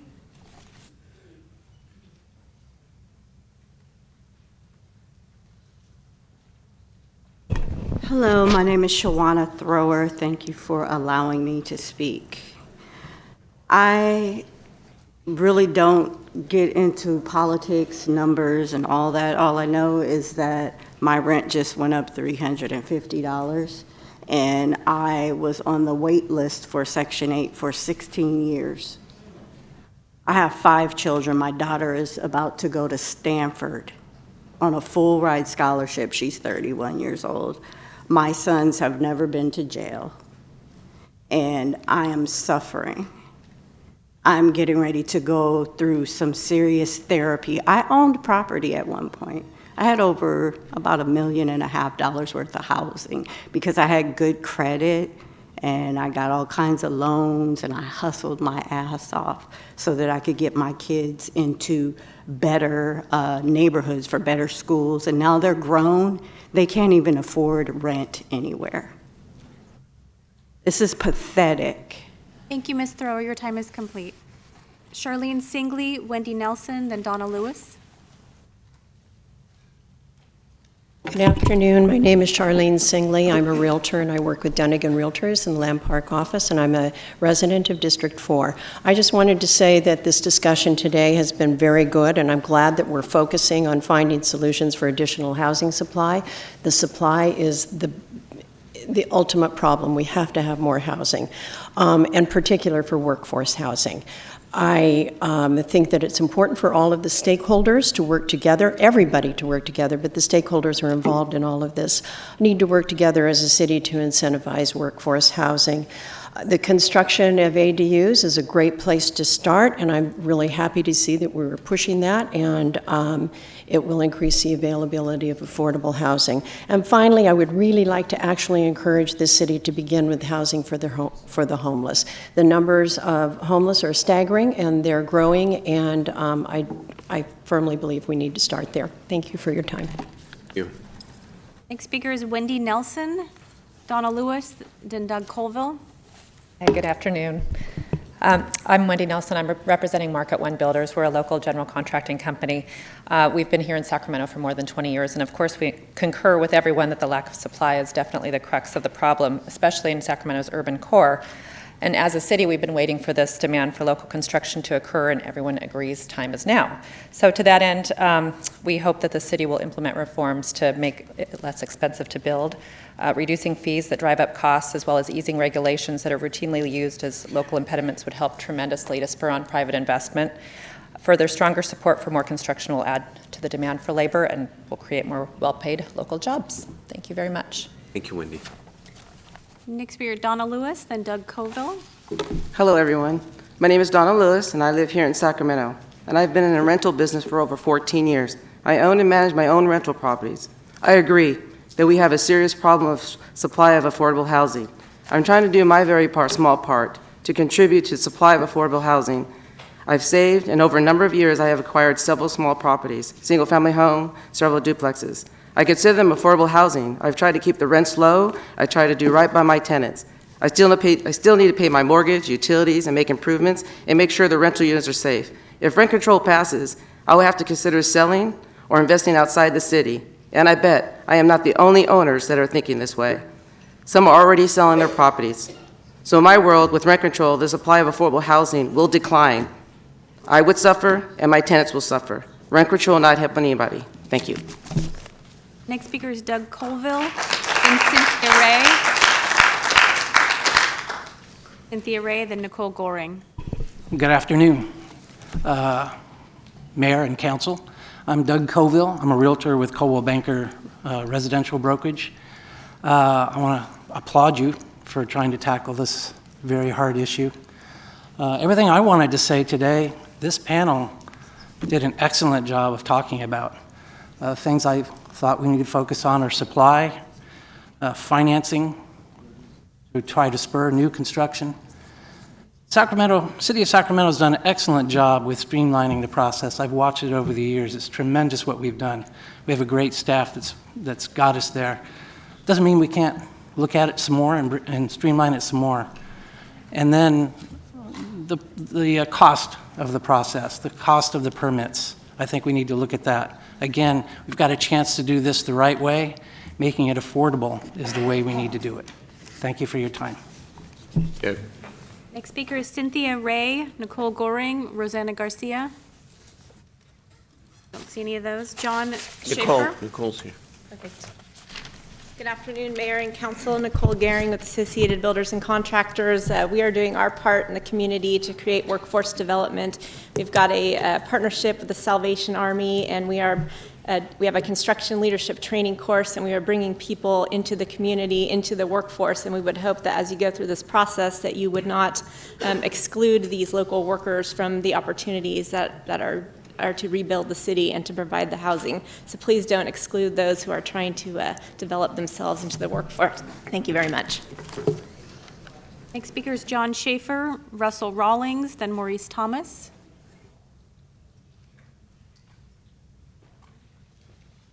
Yes, thank you. My name is John Schaefer. I'm a commercial real estate broker with Colliers International, specializing in multifamily. Clearly, investment and supply are the issues. I wanted to just visit with you a little bit about the investment market. I can tell you from personal experience that we have clients right now that will not invest in the city of Sacramento as it relates to multifamily until this issue is resolved one way or the other. They have told us not to look, don't bring in any deals. So it is affecting the investment market, this whole threat of rent control in the city of Sacramento. Also, I will tell you that we actually used that threat to help to our advantage a little bit in some deals we marketed outside the city of Sacramento by telling investors that these were outside, not subject to the rent control, and that actually helped the process of moving along, but it doesn't help the issue with trying to deal with property inside the city. Lastly, we have 5,400 units under construction in this market right now, and 6,000 units more on deck, likely to start in 12 to 18 months. I gave this young lady a copy of my full-blown supply-demand study. You're more than welcome to review it. I've identified every property, the developer, its timing, and its location. So if there is help and there is resolve coming. Okay, thank you. Next speaker is Russell Rawlings, then Maurice Thomas, then Stephen Sander. No, Mr. Rawlings, please, with Mike. Grab a mic.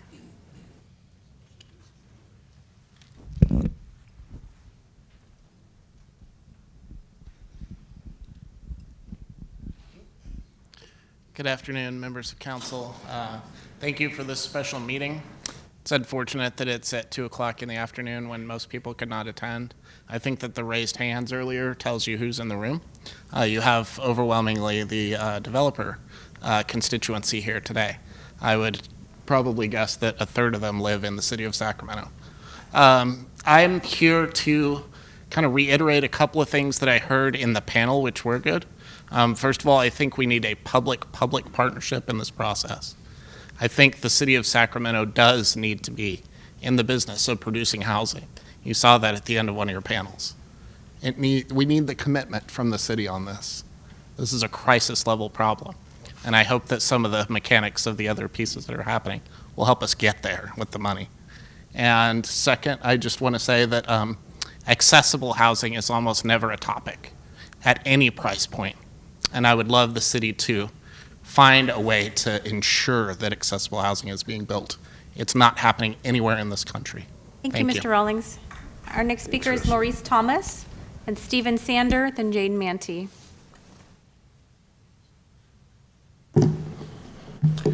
Hi, my name is Maurice Thomas, and I grew up in a single-family residence.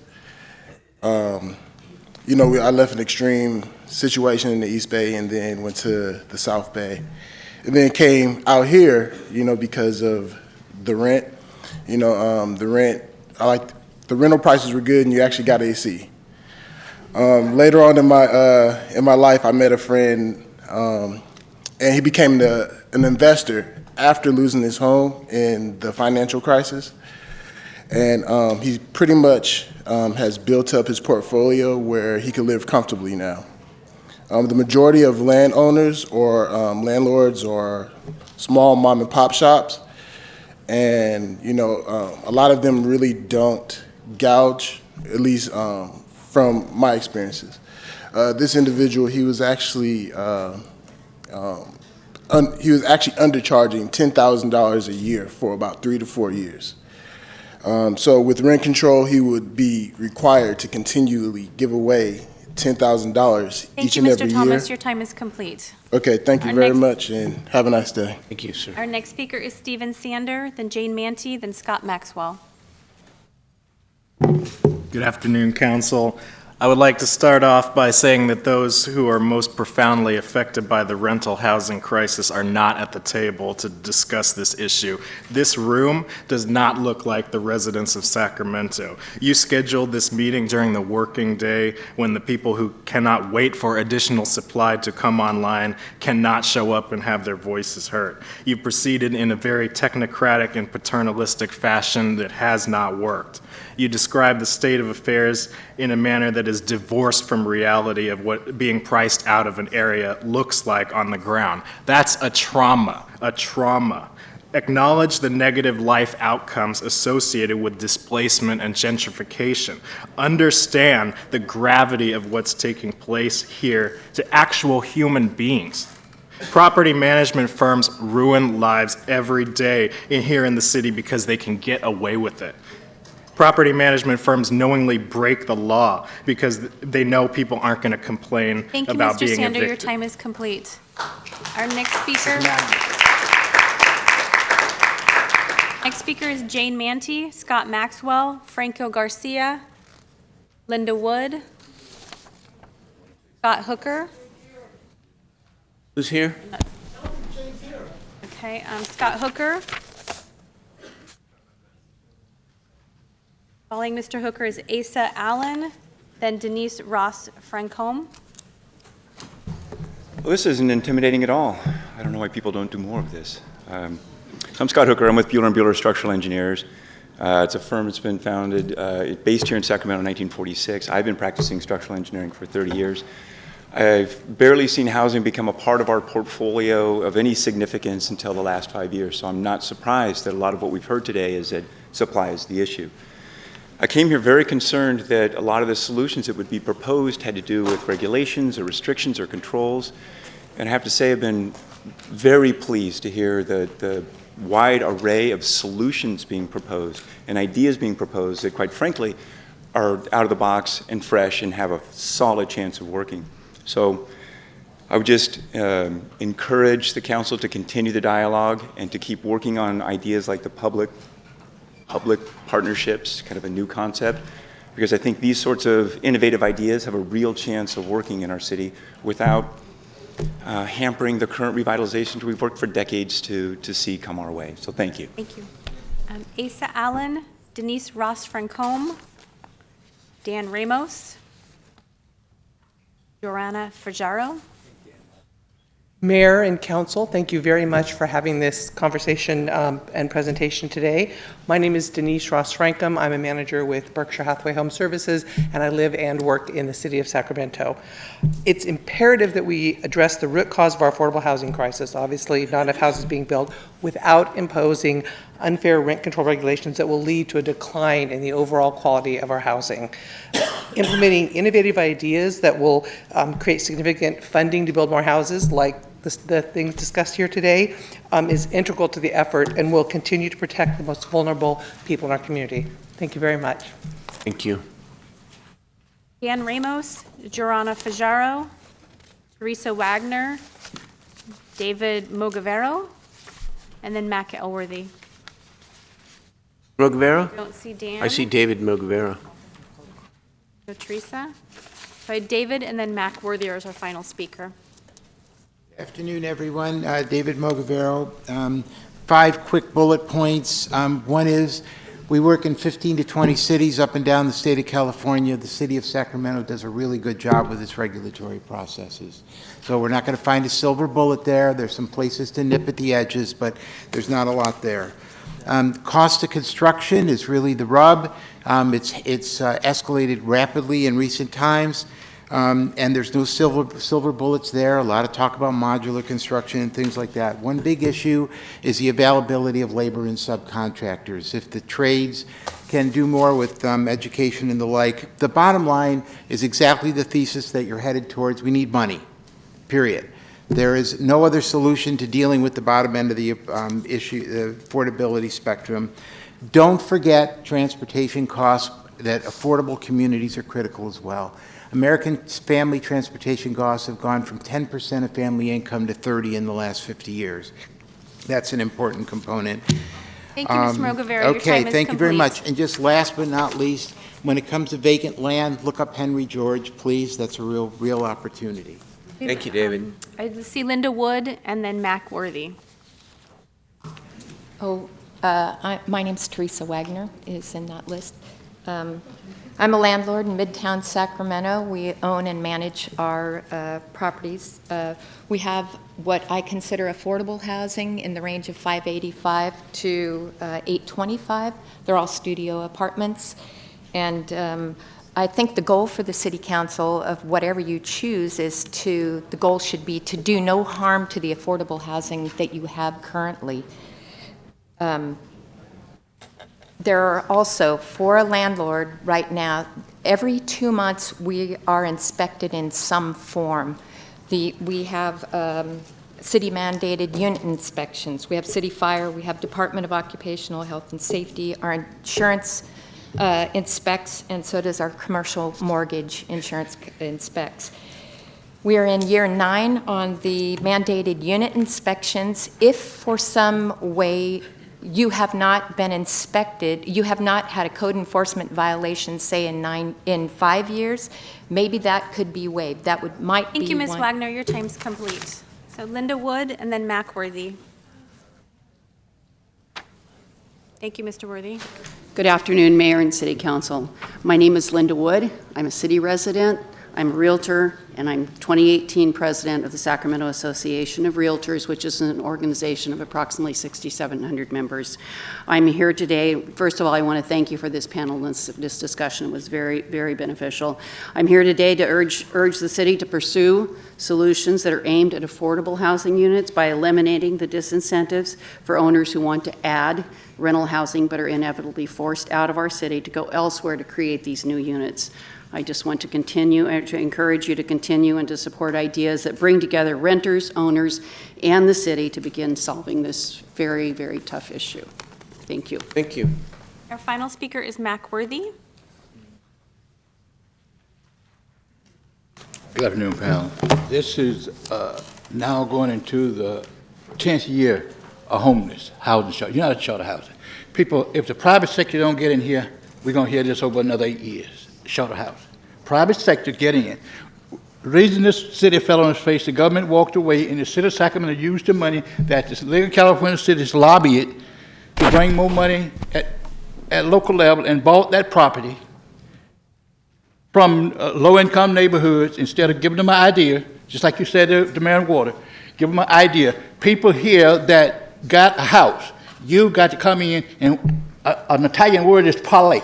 If you got $5,000 or $10,000 in your equity in your house, bring a broker in here from the bank and put them all together until we get to $9 million, and we can go right out here and build 600 units, brick, and rent those at $100 $1,500 a month with no utilities, and you can make money. That's $900,000 of money income, people. Wake up, go to the private sector. I have no more speakers, Mr. Mayor. Okay, thank you. Now, let me ask, I do not want to short shrift neither the preparation nor the people who've come for the next panel. At some point, the council and the public maybe will take a short break because we do have an evening meeting. Mr. Jassa, what do you suggest? So at the at the direction of council, myself and staff are happy to stay and present the streamlining. But that having been said, we do think it's also a weighty topic, not unlike the topic that we just discussed. And in fact, we probably actually could benefit now having heard some of the testimony that was in front of us, to incorporate some of the things. I really appreciate, notwithstanding the fact that we were tasked with putting this workshop together, I personally, and I expect staff appreciate the work, the presenters that were here in helping us think about things that we may not have been thinking about, some of which we were actually very much thinking about and on the way, and we could reflect that in fact, in a delayed hearing. So okay, a delayed hearing I think would be fine as long as we're not inconveniencing others, and all the public who signed up on both topics had the opportunity to speak. So we do have September 4th for the rent stabilization topic. When do you suggest we reconvene on the issue of streamlining and the regulatory process? You want to get back to us on that? I think we'd like to get back because we expect that will be a very weighty topic and full topic as well. Okay. So. Well, look at. I think it's completely appropriate that we spend the next several weeks intensively on housing. And so if that means looking at next week, the week after, to take up this piece. And we, by the way, I hear the members of the public who are concerned about the afternoon hearing and who can be here and who cannot. I know that a lot of the folks from the development community who were called to testify here left as well because they had to leave. This is imperfect, and maybe we can do it better. But we're trying to actually leave a lot of time, this is 3+ hours, to talk about 1/3 of a very, very important set of topics. And the afternoon does give us more time because there's so much city business that we have to get done throughout the course of a Tuesday. So we'll look at how we're doing this. We're always open to doing it better, but the intent is to give let everyone take a breath and have a real discussion here that isn't weighted by, the hour clock in the evening at the end of the day. Okay? So I think what we want to do here, let's take a 10-minute recess. We will recess this portion of the meeting, continue without objection the second panel, and then reconvene at 5:30. Let's make it 5:35 with the afternoon, evening meeting in the regular agenda. All right? We're in recess. Thank you.